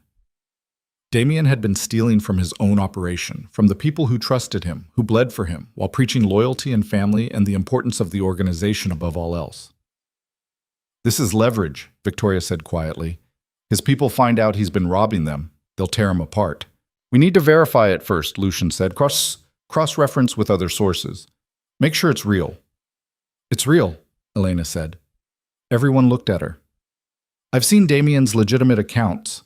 When we were getting married, his lawyer showed me the prenup assets. The numbers there were way lower than what he should have had based on the organization's earnings. I thought maybe he was hiding money from me. Turns out he was hiding it from everyone. Can you verify the accounts?" "Some of them, the ones I saw. But it'll take time." "Do it. Sarah, David, start pulling together a presentation. If we're going to use this, we need it airtight. No room for Damien to claim it's fabricated." They worked through the night. Elena cross-referenced account numbers. Sarah built the narrative. David compiled the evidence. By dawn, they had a case that would destroy Damien's credibility with his own people. "Question is, how do we deploy it?" Victoria asked. They were all exhausted, running on coffee and adrenaline. "Do we leak it publicly? Send it directly to his lieutenants? Give it to his mother?" "His mother," Elena said. Everyone looked at her again. She built the organization. She handed it to Damien with the understanding that he'd protect it, grow it, honor what she'd created. Finding out he's been stealing from it will break something fundamental, and she's the only person who can remove him without starting a war. "Will she believe it?" Lucian asked. "If it's presented right, yes. She's ruthless, but she's not blind. Show her the evidence, let her verify it herself, she'll act." "And if she decides to kill the messenger instead?" Elena met his eyes. "Then I guess we find out if I'm as valuable as you think I am." "You're not delivering this personally." "Why not?" "I'm Damien's ex-wife. I have a reason to want him exposed. It'll seem like revenge, which makes it more believable than if it comes from you. It also makes you a target." "I'm already a target. Might as well make it count." Lucian looked at Victoria, who shrugged. "She's not wrong. Coming from her, it looks personal. Coming from us, it looks like warfare." "I don't like it," Lucian said. "You don't have to like it," Elena said. "You just have to let me do it." He stared at her for a long moment. Then reluctantly, he nodded. "Fine, but we do this carefully. Set up a meeting through proper channels. Make it look legitimate, and you wear a wire the entire time." "When?" "Soon, before Damien realizes what we have." Lucian stood up. "Everyone get some rest. We move on this in 48 hours." Elena went back to her apartment, collapsed on her couch, and stared at the ceiling. In 2 days, she was going to sit across from Damien's mother and destroy his life. The woman who'd been polite but distant at the wedding, who'd looked at Elena like she was a temporary inconvenience that would be gone soon enough. She'd been right about the temporary part, wrong about the inconvenience. Elena's phone buzzed, a message from Lucian. "You sure about this?" She typed back, "No, but I'm doing it anyway." His response came immediately. "Good. Get some sleep. You're going to need it." Elena closed her eyes. She didn't sleep, but she tried. The meeting with Damien's mother took 2 days to arrange, which felt like 2 years. Victoria handled the outreach, positioning it as Elena wanting to personally apologize for any disruption the divorce had caused to the family. Formal, respectful. Exactly the kind of thing that would appeal to a woman who valued appearances above almost everything else. Catherine Vale agreed to meet at her estate outside the city, which made Marcus extremely nervous. "Going into her territory puts you at a disadvantage," he said the morning of the meeting. They were in the office, doing final preparations. Elena was dressed conservatively, nothing flashy, the kind of outfit that said she knew her place. "You'll be surrounded by her security, her people, playing by her rules." "That's exactly why she'll listen," Elena said. "I'm coming to her, showing deference. It makes the information more credible, not less." Sarah adjusted the wire hidden under Elena's blazer. "Audio's clean. We'll hear everything. If anything goes sideways, Marcus will be a quarter-mile away. 5 minutes response time, maybe less if he breaks traffic laws." "Which I will," Marcus confirmed. Lucian had been quiet all morning, standing by the window with his coffee, watching the city wake up. Now he turned around. "Last chance to back out." "I'm not backing out." Catherine Vale is not someone to underestimate. She's been running criminal organizations since before you were born. She's seen every play, heard every lie, survived every betrayal. You walk in there with accusations about her son, she might decide you're the problem that needs eliminating. "I know." "Do you?" Because knowing it intellectually and feeling it when you're sitting across from her are very different things. Elena picked up the folder containing the evidence. Copies, not originals. David had the originals in 3 separate secure locations. "I watched Damien throw me away like I was nothing. I survived that. I can survive his mother." "Surviving isn't the same as winning." "Then I'll do both." The drive to Catherine's estate took 40 minutes through increasingly rural roads. The house, when it finally appeared, was exactly what Elena expected. Old money architecture trying to look humble and failing. Stone walls, manicured gardens, security cameras disguised as decorative lighting. Marcus dropped her at the gate. "Wire's active," he said. "Say the word, and I'm coming in." "I'll be fine." "That's not what I said." Elena got out of the car and walked to the intercom. A voice answered immediately, professional and cold. She gave her name. The gates opened. The walk to the front door felt longer than it was. Elena could feel cameras tracking her movement, could sense the security she couldn't see. This was Catherine's kingdom, built over decades of careful violence and strategic marriages. One wrong word, and Elena wouldn't make it back to the gate. The door opened before she could knock. A man in his 50s, military bearing, no expression. He gestured for her to follow without speaking. They walked through rooms that probably had names, past furniture that cost more than most people's houses, into a sitting room where Catherine Vale waited. She looked exactly like she had at the wedding. Mid-60s, silver hair styled perfectly, wearing clothes that whispered wealth instead of shouting it. She sat in a chair that might have been a throne in another life, hands folded in her lap, expression unreadable. "Elena, how unexpected to hear from you." "Mrs. Vale, thank you for seeing me." "I almost didn't. My son was very clear that you were no longer part of this family." I'm not. I'm not here as family. I'm here as someone who owes you an explanation." Catherine's eyebrow raised slightly. "For what?" "For what I'm about to show you." Elena set the folder on the table between them. "Before I do, I need you to understand something. This isn't revenge. This isn't me trying to hurt Damien because he hurt me. This is me trying to protect what you built." Interesting phrasing, considering you were married to my son for approximately 4 hours. "Which is exactly why I know I don't matter to you. But the organization does, the legacy does. What your family has built over 40 years matters. And you think it needs protecting from my own son. I think it needs protecting from what your son has been doing." Catherine didn't move, but something shifted in her expression, a sharpness. "Show me." Elena opened the folder, pulled out the first document, a summary sheet that David had prepared showing the overview of the financial discrepancies. She slid it across the table. Over the last 5 years, Approximately $40 million has been moved from the organization's accounts into personal holdings controlled solely by Damien. Money that should have been reinvested, distributed, used to strengthen operations. Instead, it was diverted. Catherine picked up the paper. Read it slowly. Her face showed nothing. These are serious accusations. They're not accusations, they're facts.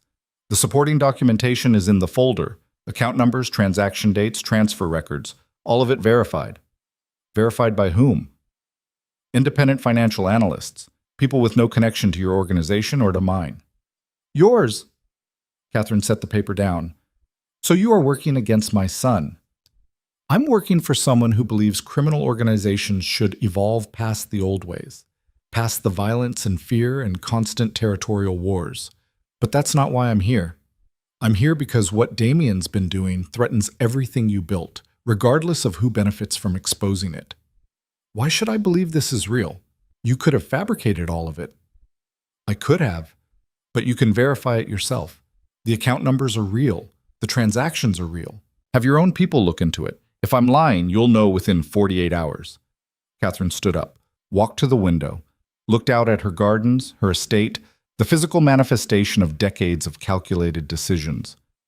Elena waited, barely breathing, aware that the next few minutes would determine whether she walked out of here or disappeared. My son married you for strategic purposes, Catherine said without turning around, to present a certain image to certain people at a critical time. The marriage was never meant to last. You understand that, yes? I do now. And yet you seem personally invested in his downfall. I'm invested in the truth. What he did to me was cruel, but it was honest in its own way. He told me exactly what I was to him. Convenient, temporary, a means to an end. I can accept that. Elena stood up. But stealing $40 million from the people who risked their lives for him while preaching loyalty and family? That's different. That's betrayal on a scale that undermines everything. Catherine turned around. You're either very brave or very stupid. Probably both. For the first time, something that might have been amusement flickered across Catherine's face. My son chose poorly when he dismissed you. He did. These documents. You have originals? Secured in multiple locations. This is a courtesy copy. Courtesy. Interesting word choice. Catherine walked back to her chair, sat down, picked up the summary sheet again. What do you want in exchange for this information? Nothing. Everyone wants something.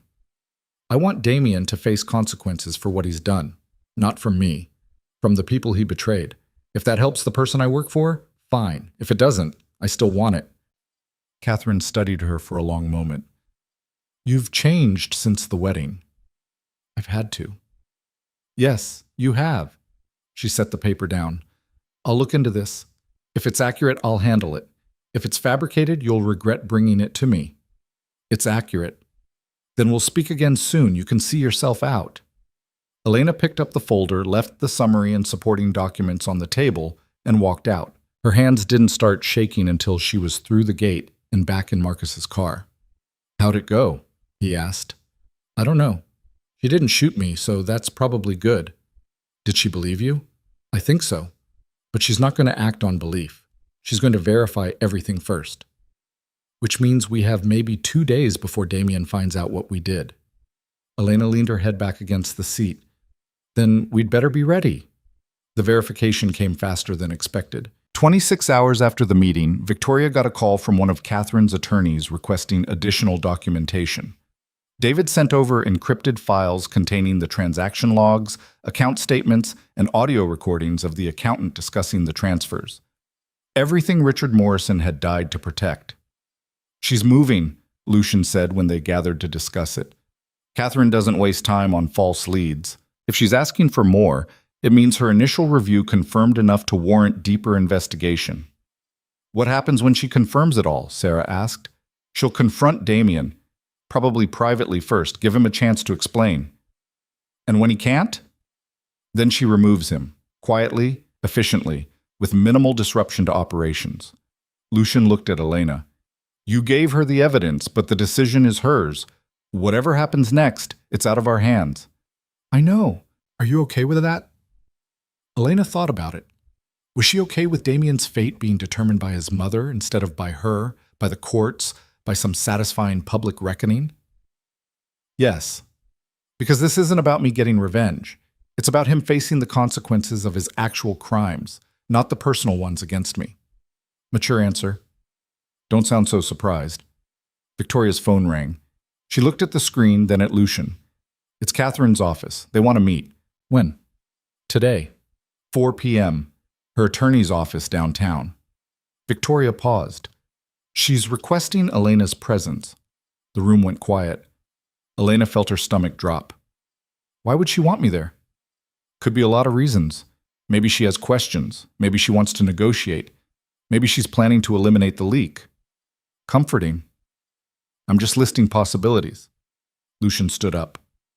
Elena doesn't go alone. I'm going with her. She asked for Elena specifically. I don't care. This could be a setup. Catherine finds out we're the ones behind the investigation. She might decide to solve multiple problems at once. Or, Elena said, she might want to talk to the person who brought her the evidence, face to face, make sure I'm credible. That's optimistic. I'm feeling optimistic. She wasn't, but she went anyway with Lucian beside her and Marcus trailing 2 cars behind. The attorney's office was in a building that screamed legitimacy, all marble and brass, and the kind of quiet that comes from expensive soundproofing. They were shown to a conference room where Catherine waited with 2 attorneys and a man Elena didn't recognize, but who radiated danger in a way that suggested head of security. Catherine stood when they entered. Elena, and you must be Lucian Cross. Mrs. Vale. I didn't request your presence, and yet here I am. Catherine smiled slightly. Sit, both of you. They sat. The attorneys remained standing, which felt intentional. Catherine folded her hands on the table. I've verified the information Elena provided. All of it. The accounts exist. The transfers happened. My son has been systematically stealing from the organization for 5 years. Elena felt relief and dread in equal measure. Relief that she'd been believed. Dread at what came next. I assume you have questions, Lucian said. Several, starting with why you chose to bring this to me instead of using it against Damien directly. Because using it directly would start a war. Bringing it to you keeps things internal, family business. And you care about avoiding war because? Because war is expensive, unpredictable, and bad for business. I'm trying to build something sustainable. That's harder to do when the city's in chaos. Catherine nodded slowly. You're not like the others who've challenged the traditional structure. You actually think long-term. I try. Which makes you more dangerous, not less. She turned to Elena. And you? You brought me evidence that will destroy my son's position, possibly his life. Why? Because he deserved it, Elena said. Not for what he did to me, for what he did to the people who trusted him. Honest answer, probably stupid, but honest. Catherine pulled out a document. My son will be removed from leadership effective immediately. The organization will undergo restructuring, new management, new policies, new direction. This will take time and create vulnerability. You're worried someone will move against you during the transition, Lucian said. I'm certain someone will. Probably multiple someones. Which brings me to my proposal. She slid the document across. A temporary alliance, your organization and mine. Mutual protection during the restructuring period. You help me stabilize things. I help you establish legitimacy in circles that currently see you as an upstart. Lucian picked up the document. Read it. This is more than temporary. The protection agreement is temporary, 6 months. The consultation arrangement is longer, 2 years, renewable. I'm old, Mr. Cross. I built this organization, but I won't live forever. When I'm gone, I'd rather see it evolve into something sustainable than collapse into warfare. You're positioned to help with that evolution. What about Damien? Damien will be handled, internally. You need not concern yourself with the details. Elena felt cold. What does handled mean? Catherine looked at her. It means he'll be removed from power and prevented from retaliating. The specifics are not your concern. I didn't bring you this information so you could kill him. I'm not going to kill him. He's my son. But I'm also not going to let him destroy what I've built. There's a difference between family and business, Elena. I thought you'd learned that. I have, but I need to know he'll be safe. He'll be alive. That's as much safety as he deserves after what he's done. Catherine stood up. Mr. Cross, you have 48 hours to review the agreement and decide. Elena, you're free to go. Thank you for your courage in bringing this forward. They were dismissed. Simple as that. Elena found herself in the elevator, then the lobby, then the car, without quite remembering the transitions. That went better than I expected, Marcus said from the driver's seat. Did it? Elena felt numb. She's going to destroy him. She's going to remove him from power. There's a difference. Is there? Lucian touched her arm. You did the right thing. Damien betrayed his own people. What Catherine does with that information is her decision, not yours. I know. It just feels different now that it's real. Buyer's remorse? Something like that. They drove back to the office. Lucian spent the next day reviewing Catherine's proposal with his attorneys, his advisors, his inner circle. Elena wasn't part of those discussions, which felt right. She'd done her part, delivered the evidence, set things in motion. What happened next was above her level. She tried to go back to regular work, analysis, reports, the comfortable rhythm of information gathering, but she couldn't focus. Couldn't stop thinking about Damien, about what Catherine meant by handled, about whether she'd just signed off on something she'd regret. On the second day, Sarah found her staring at her computer screen without actually seeing it. You okay? I don't know. Want to talk about it? Not really. Sarah sat down anyway. I know what you're feeling. The guilt. The wondering if you did the right thing. I felt the same way the first time I helped take down someone I used to know. How'd you get past it?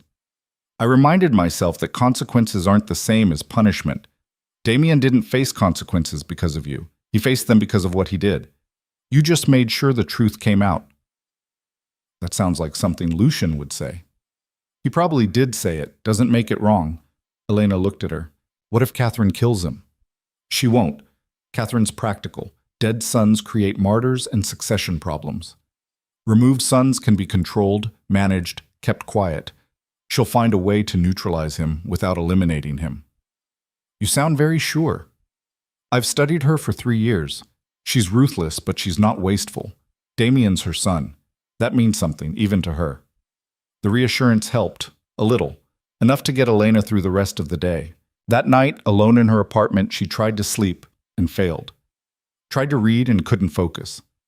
Finally, she just sat by the window and watched the city lights blur into patterns that meant nothing. Her phone rang. Unknown number. She almost didn't answer. Hello? It's me. Damien's voice. Elena's hand tightened on the phone. How did you get this number? Does it matter? I need to talk to you. We have nothing to talk about. My mother's freezing my accounts, locking me out of the organization, and I know it's because of you. It's because of what you did. What I did? What I did was protect this family, build our holdings, make us stronger. You stole $40 million. Silence. Then, she showed you the documents. She verified them. I just gave her the information. Information you got from Richard, who I had to deal with because he was going to expose things that needed to stay hidden. You killed him. I protected the organization. You murdered him to cover your own theft. It wasn't theft. It was strategic resource allocation. Elena laughed. The sound came out harsh, almost hysterical. You're unbelievable. Even now, even when you've been caught, you're trying to spin it as something noble. I'm trying to explain that you don't understand how this works. That money wasn't being stolen. It was being positioned for future use. Investments, opportunities, things that required discretion. Then why didn't you tell your mother? Why hide it if it was legitimate? Because she wouldn't have understood. She's too old, too stuck in the traditional ways. She doesn't see what I see. What you see is your own greed dressed up as vision. You don't know anything about me. I know you're terrified. I can hear it in your voice. You're about to lose everything, and you're calling me because you think I can somehow stop it. Can you? No. Elena, please, I know I hurt you. I know the way I ended things was cruel, but this is different. This is my life, my future. If my mother removes me, I'm nothing. You should have thought about that before you betrayed everyone who trusted you. I never betrayed anyone. I did what was necessary. Keep telling yourself that. Maybe eventually you'll believe it. Elena stood up, paced to the window. You threw me away like I was garbage, Damien. You married me for show and divorced me for convenience. And now you're calling me, asking for help, like I owe you something. I'm not asking you to do it for me. I'm asking you to do it because you're better than this, better than revenge. This isn't revenge. This is justice. There's a difference. Is there? Because from where I'm standing, it looks like you're working with my enemies to destroy me.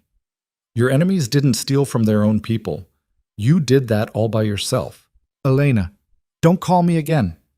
She hung up, turned off her phone, sat in the dark, and tried to process the conversation. Part of her felt vindicated. Damien was scared, desperate, finally understanding what it felt like to be powerless. But another part felt hollow. This was what she'd wanted, wasn't it? For him to face consequences, for him to feel the fear she'd felt. So why didn't it feel better? The next morning, Lucian called a meeting. Everyone gathered in the main conference room. He stood at the head of the table, looking more serious than Elena had ever seen him. I've accepted Catherine's proposal. As of today, we're in a formal alliance with the Veil organization. 6 months protection, 2 years consultation. The agreement starts immediately. What about Damien? Victoria asked. Removed from all operational decisions. He'll retain a nominal title for appearance sake, but real authority transfers to a committee Catherine's appointing. She's also installing new financial oversight, new accountability measures, new everything. And he's just accepting this. He doesn't have a choice. Catherine froze his accounts, stripped his access, and made it very clear that if he fights this, things will get significantly worse for him. Sarah leaned forward. Define worse. I didn't ask. Catherine has her methods. I'm choosing not to know the details. Elena felt her stomach turn. Is he safe? Everyone looked at her. Lucian's expression softened slightly. Catherine assured me he won't be harmed. Beyond that, I don't know. But you're okay with not knowing. I'm okay with staying out of internal family business. What Catherine does with her son is not my concern. What matters is that the alliance gives us stability, legitimacy, and protection during a vulnerable time. At what cost? At the cost of aligning with a traditional organization we've spent years trying to undermine. It's not perfect, but it's strategic. He looked around the table. Anyone have objections? No one spoke. Elena wanted to say that this felt wrong, that they were compromising everything they claimed to stand for. But she also knew Lucian was right. Strategic alliances weren't about ideological purity. They were about survival. Good, Lucian said. Then we move forward. Catherine's sending representatives tomorrow to begin coordination. Be professional, be cooperative, and remember that this is temporary. We're not becoming them. We're working with them until we're strong enough to fully replace them. The meeting ended. People filed out. Elena stayed seated, staring at the table. Lucian sat down beside her. Talk to me, he said. I feel like I just sold out everything. You didn't sell out. You exposed corruption. What happened after that was inevitable. Was it? Or did I just hand you exactly what you needed to make this alliance happen? Lucian was quiet for a moment. You think I manipulated you? Did you? No. But I won't pretend I'm not benefiting from what you did. The intelligence you provided gave Catherine leverage to remove Damien. Damien's removal created instability. Instability created opportunity. We took it. So I was useful. You were brave. There's a difference. Elena looked at him. Damien called me last night, begging me to help him. What did you say? I told him no, hung up, turned off my phone. But I keep thinking about it, about how scared he sounded, how desperate. And you feel guilty. I feel confused. I wanted him to face consequences. Now he is, and it doesn't feel the way I thought it would. That's because revenge is a fantasy. The reality is always more complicated. Lucian stood up. You did the right thing, Elena, even if it doesn't feel like it right now. Damien made his choices. You just made sure he couldn't escape them. He left. Elena sat alone in the conference room, surrounded by the evidence of everything she'd helped build and everything she'd helped destroy. She didn't feel victorious, she didn't feel vindicated, she just felt tired. The alliance with Catherine's organization changed everything faster than Elena expected. Within a week, the office felt different. There were new faces in the hallways, people from the traditional side learning how Lucian's operation worked. They moved carefully, spoke quietly, clearly uncomfortable in an environment where disagreement was encouraged instead of punished. Elena watched them struggle to adapt and saw herself 3 months ago, equally lost, equally uncertain. She'd been assigned to help with the transition, which meant spending hours explaining how decisions got made, how information flowed, why transparency mattered more than hierarchy. Most of them listened politely and ignored everything she said. A few actually seemed to understand.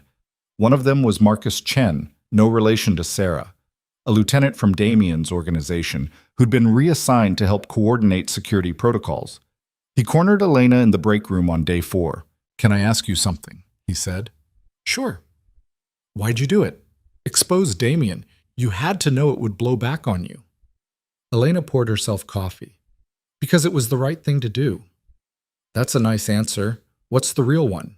She looked at him. Marcus was younger than she'd expected, maybe early 30s, with the kind of face that suggested he'd seen things he wished he hadn't. "The real answer is I was angry. Angry at how he treated me, angry at how he treated everyone. And I wanted him to face consequences for once in his life. And now that he has, now I'm not sure how I feel about it." Marcus nodded slowly. "I worked for Damien for 6 years, watched him make decisions that hurt people, justify things that couldn't be justified, all while pretending it was for the greater good. When Catherine showed us the evidence of what he'd been doing, stealing from us while preaching loyalty, half the guys wanted to kill him. The other half just wanted to disappear." "What did you want?" "I wanted to understand how someone could be that hypocritical and not even realize it, but I don't think he didn't realize it. I think he just didn't care." "That's worse somehow." "Yeah, it is." Marcus grabbed a water bottle from the fridge. "For what it's worth, I'm glad you exposed him. Most of us are. We're just not sure what comes next. That makes 2 of us." Over the following weeks, Elena watched the organizational merger play out in real time. Catherine installed new leadership in her organization, people who understood that the old ways were dying and adaptation was the only path forward. Some of Damien's former lieutenants quit rather than work under the new structure. Others, like Marcus, stayed and tried to learn. Damien himself disappeared, not literally but functionally. He was still alive, still technically part of the family, but he'd been moved to a property upstate where he couldn't cause problems. Catherine made it clear he was under house supervision, a polite term for comfortable imprisonment. Elena tried not to think about him there, alone, stripped of everything that had defined him. She failed at not thinking about it. "You're doing it again," Sarah said one afternoon. They were reviewing integration reports, tracking how the 2 organizations were learning to work together. Staring into space, guilt spiraling. "I'm not guilt spiraling. You absolutely are. You get this look, like you're trying to solve a math problem that doesn't have an answer." Elena set down her pen. "Do you think we did the right thing? Aligning with Catherine? Strategically? Yes. Morally? That's more complicated." "How so?" "We spent years positioning ourselves as the alternative to traditional organizations. Then the second it became convenient, we partnered with the biggest traditional organization in the city. That's hypocrisy. Or pragmatism. There's a fine line between the two." Sarah leaned back in her chair. "But here's what I know. The alliance is temporary. 6 months of mutual protection, 2 years of consultation. After that, we're positioned to either absorb Catherine's organization or split off completely, but from a position of strength instead of vulnerability. Lucian's playing the long game." "And what happens to all the people who trusted Catherine, who believed in the old ways? They adapt or they don't. That's not our responsibility. Isn't it? We're the ones forcing the change." "No, we're the ones offering an alternative. They're choosing whether to take it." Sarah gathered her papers. "Elena, you can't save everyone. You can't make this transition painless. All you can do is make sure that when the dust settles, what's left is better than what was there before." That night, Elena couldn't sleep. She kept thinking about Sarah's words, about responsibility and choice, and the difference between the two. She thought about Damien in his house upstate, probably awake too, probably wondering how everything had fallen apart so quickly. Her phone buzzed. A message from an unknown number. I need to see you, please, just once, then I'll never ask again. She knew who it was. Should have blocked the number, should have deleted the message. Instead, she stared at it for 10 minutes before typing back. When? Tomorrow, 2 p.m. There's a park near where you used to live. I'll be there. Elena almost said no. Almost told him to leave her alone, to accept what had happened and move on. But something stopped her. Maybe curiosity. Maybe the need for closure. Maybe just the desire to see if looking at him now would hurt the way it used to. She went. The park was small, mostly used by people walking dogs and mothers with strollers. Damien was sitting on a bench near the fountain, wearing jeans and a jacket that looked wrong on him. Too casual, too normal. He looked thinner than she remembered. Tired. When he saw her, he stood up. You came. I'm here. That doesn't mean this was a good idea. I know. I just needed to see you, to talk, without lawyers or intermediaries or people listening. Elena stayed standing. Talk then. Damien sat back down, gestured to the space beside him. She didn't take it. I've been thinking a lot about what happened, about the choices I made, the way I treated you. And I was wrong. Not just strategically wrong, but fundamentally wrong. About you. About what mattered. About everything. That's a big admission coming from you. I know. I'm not good at this. At admitting mistakes. My whole life I've been taught that showing weakness is the same as being weak. That apologizing is surrender. He looked up at her. But I was wrong about that too. Elena crossed her arms. Why are you telling me this? Because you're the only person who might understand, who might believe that I actually mean it. I don't understand, Damien, and I'm not sure I believe you. Fair enough. He stood up again, paced a few steps. When my mother showed me the evidence you'd given her, I was furious. Not at you exactly. At the situation, at being caught. But also at myself for being so stupid. You were stealing from your own people. I was positioning assets for future use. At least that's what I told myself. But the truth is I was scared. Scared of losing control.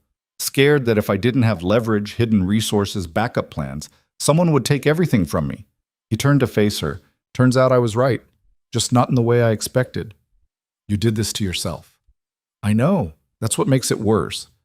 I could blame you, blame Lucian, blame my mother. But the reality is I made every single decision that led here. The wedding, the divorce, the theft, the killing Richard when he tried to expose me. He paused. I killed a man because I was too proud to admit I'd been wrong. Elena felt cold.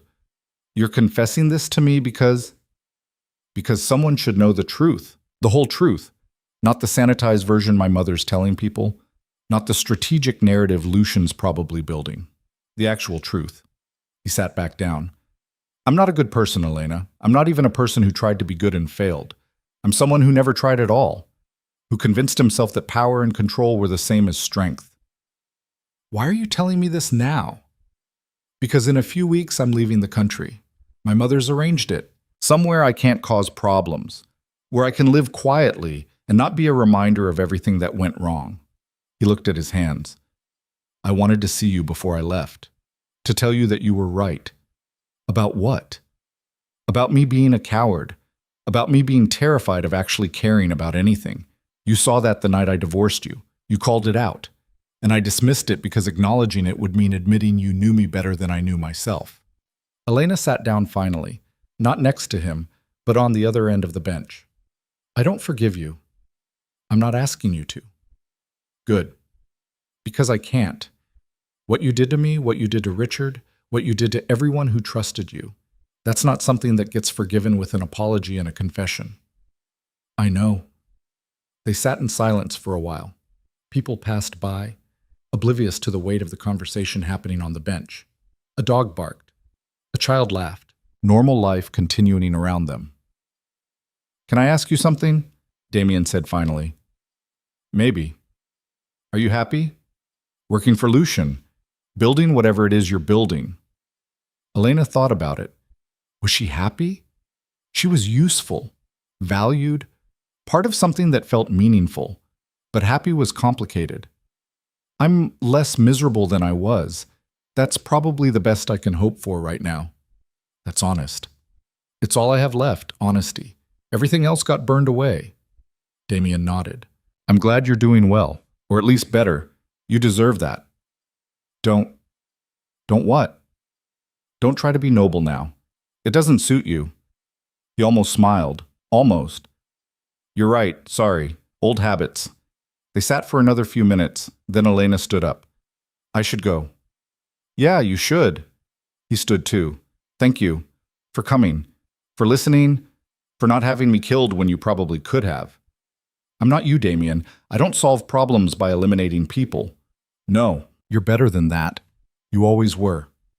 Elena walked away without looking back. She made it 3 blocks before she had to stop, lean against a building, and just breathe. The conversation had been surreal. Damien admitting fault, showing actual remorse, being vulnerable in a way she'd never seen. Part of her wanted to believe it was genuine. Part of her knew it didn't matter if it was. He was leaving. She was staying. Their lives had diverged completely. She pulled out her phone and called Lucian. Everything okay? He answered. I just saw Damien. Pause. Where? A park. He asked to meet. I went. Elena, I know I should have told you, but I needed to do this alone to see if I could face him without flinching. And could you? Yes. And it felt like closing a door. Good. That's good. Another pause. What did he want? To confess, to apologize, to tell me I was right about him being a coward. How generous. It wasn't about generosity. It was about him needing someone to know the truth before he disappeared. He told you about leaving? Catherine's sending him away, making sure he can't cause problems. That's probably smart. Lucian's voice softened. How are you feeling? Tired, but okay. Better than I expected, actually. Come back to the office. Let's talk. Elena did. When she got there, Lucian was waiting in his office with tea instead of coffee, which suggested he'd been thinking about this conversation before she arrived. She sat down, and he didn't ask questions, just let her talk. About the meeting. About what Damien had said. About the strange feeling of realizing she didn't hate him anymore. That's growth, Lucian said when she finished. It doesn't feel like growth, it feels like exhaustion. Sometimes they're the same thing. You spent so much energy being angry at him, now you're not. That's space for something else. Like what? Like figuring out what you actually want. Not what you want because he took it away. Not what you want to prove to him. What you want for yourself. Elena looked at him. Is this a professional conversation or a personal one? Can't it be both? I don't know. Can it? Lucian smiled slightly. I've been thinking about that a lot lately. About the line between professional and personal. How working together complicates things. Things like what? Like the fact that I respect you professionally, but I also care about you personally. And I'm not sure how to navigate that without making things weird. Elena felt her heart speed up. Are you saying what I think you're saying? I'm saying I value you as a colleague, as someone who's helped build something important, but also as someone I'd like to know outside of strategy meetings and organizational charts. That's a very diplomatic way of saying you're interested. I'm trying to be respectful, given the power dynamic, given everything you've been through. Elena set her tea down. Lucian, I appreciate the caution, but I'm not fragile. I'm not going to break if you're honest with me. Then here's honesty. I've been attracted to you since the first time we talked at the cafe. I've watched you grow from someone terrified and angry into someone confident and capable. And somewhere in that process, my professional respect turned into something more personal. How much more personal? Enough that I think about you when I'm not working. Enough that I want to know what you think about things that have nothing to do with organizational strategy. Enough that having this conversation is making me nervous, which almost never happens. Elena stood up, walked to the window, looked out at the city, at the lights beginning to flicker on as evening settled. I'm not ready for a relationship. I know. I'm still processing what happened with Damien, still figuring out who I am outside of that situation. I know that too. But I'm also not saying no. She turned around. Lucian was watching her with an expression she couldn't quite read. Hope, maybe. Or uncertainty. What are you saying? He asked. I'm saying give me time. Let me finish processing this. Let me figure out what I want without the pressure of someone waiting for an answer. How much time? I don't know. A few months? Maybe more. Is that okay? It's more than okay. It's smart. He stood up. Elena, I'm not going anywhere. Take whatever time you need. And if the answer eventually is no, if you decide that this isn't what you want, I'll respect that. And if it's yes, then we'll figure it out together. The next few months passed in a blur of work and transition. The alliance with Catherine's organization held, though there were tensions. Some of the traditional people couldn't adapt to the new methods and quit. Others thrived, bringing decades of experience to an operation that had been built on theory more than practice. The synthesis created something neither organization had been alone. Elena found herself in increasingly important meetings, offering insights that bridged the gap between old and new. She understood both worlds now, the fear-based hierarchy of traditional operations and the consensus-driven approach of Lucian's model. Neither was perfect, but combined, they created something more resilient. Catherine attended some of these meetings.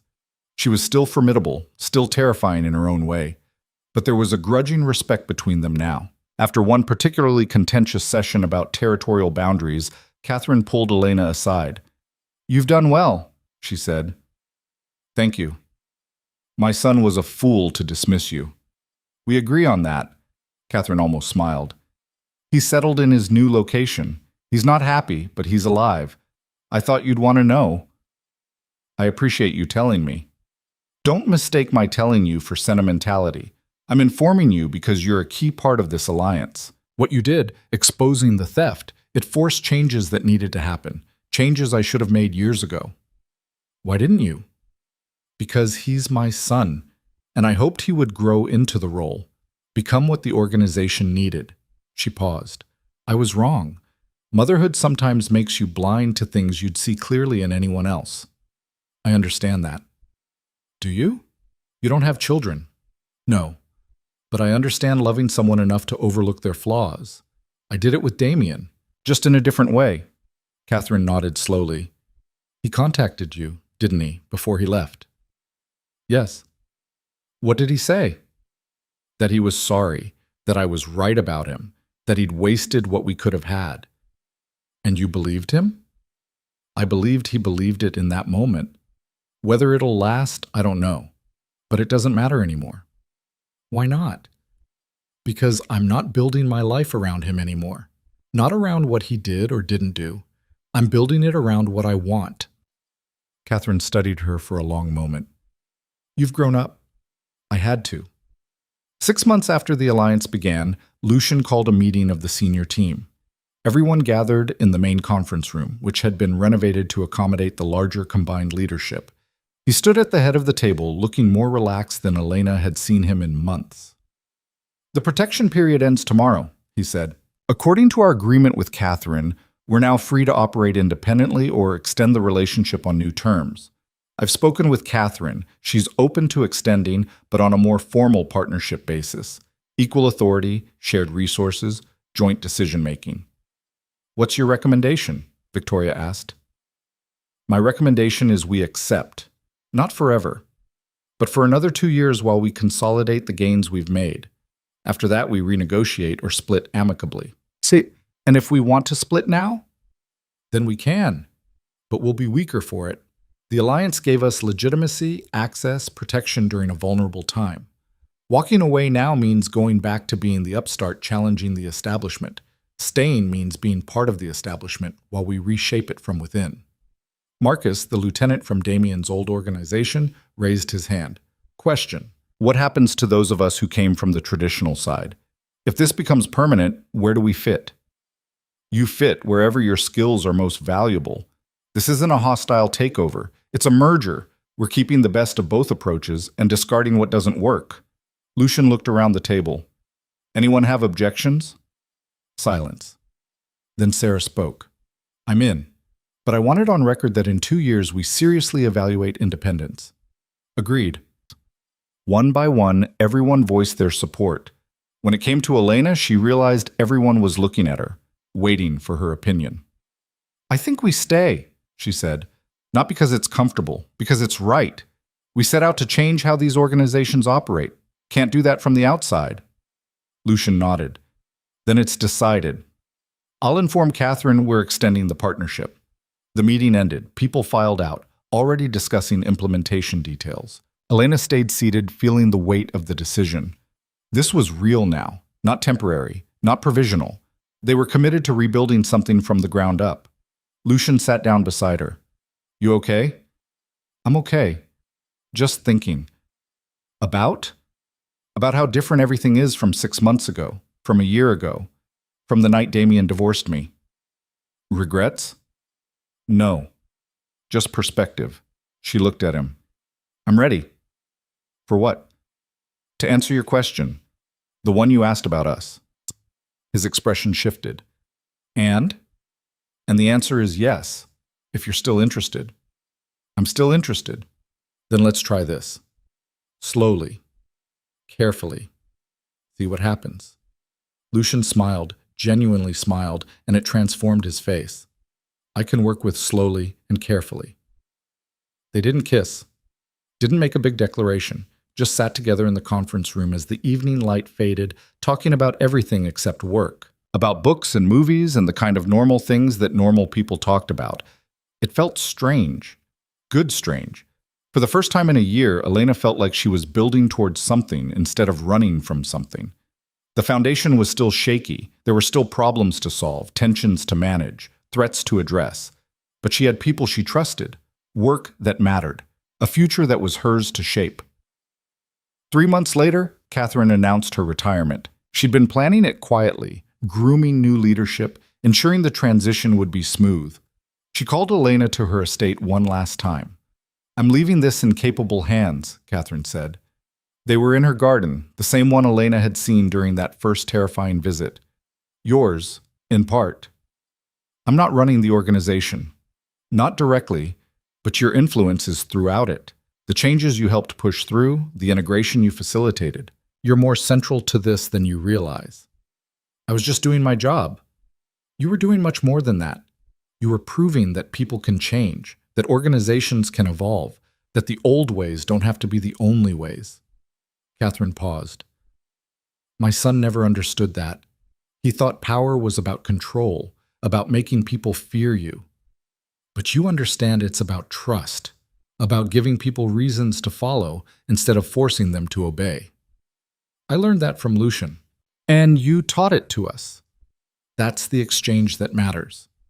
Catherine handed her an envelope. "This is for you. Don't open it now. Open it later, when you need a reminder of what you accomplished." Elena took the envelope. "What is it?" "Read it and find out." That night, alone in her apartment, Elena opened the envelope. Inside was a handwritten letter, Catherine's precise script covering 2 pages. It detailed everything Elena had contributed to the transition. Not just the intelligence about Damien, but the countless hours of bridge building, the patient explanations, the willingness to see value in both old and new approaches. At the end, Catherine had written something that made Elena's throat tight. "You came to us broken, discarded by my son, convinced you were worthless. You leave us having reshaped an entire organization through nothing but intelligence, courage, and the refusal to accept that being thrown away meant you had no value. That transformation is more impressive than anything I've accomplished in 40 years. Thank you for showing all of us what strength really looks like." Elena read it 3 times. Then she folded it carefully and put it in a drawer where she kept things that mattered. 1 year after the wedding that had lasted 4 hours, Elena stood in the same office building where she'd first met Lucian's team, but now it was her office too. Her nameplate was on the door. Her ideas were in the strategic plans. Her voice mattered in rooms where decisions got made. Lucian found her there, staring out the window at the city. "Penny for your thoughts?" he asked. "Just thinking about how much has changed. For better or worse?"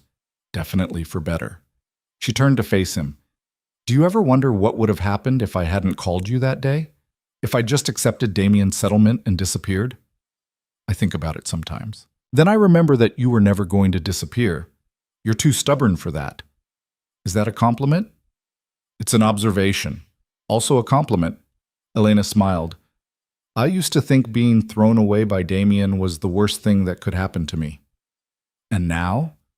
Now I think it was the best thing, because it forced me to figure out who I was without him, what I was capable of when I stopped trying to fit into someone else's vision of what I should be. Lucian crossed the room, stood beside her at the window.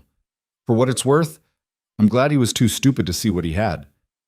Because otherwise I wouldn't be here. Exactly. They stood together, watching the city move below them. Somewhere out there, Damien was living whatever life Catherine had arranged for him. Somewhere out there, Richard Morrison's daughter was graduating college without her father. Somewhere out there, hundreds of people were working in an organization that looked nothing like it had a year ago. And Elena was here. Not because someone had chosen her, not because someone had thrown her away, but because she'd chosen herself, had fought her way from invisible to essential, had refused to accept that being discarded meant being worthless.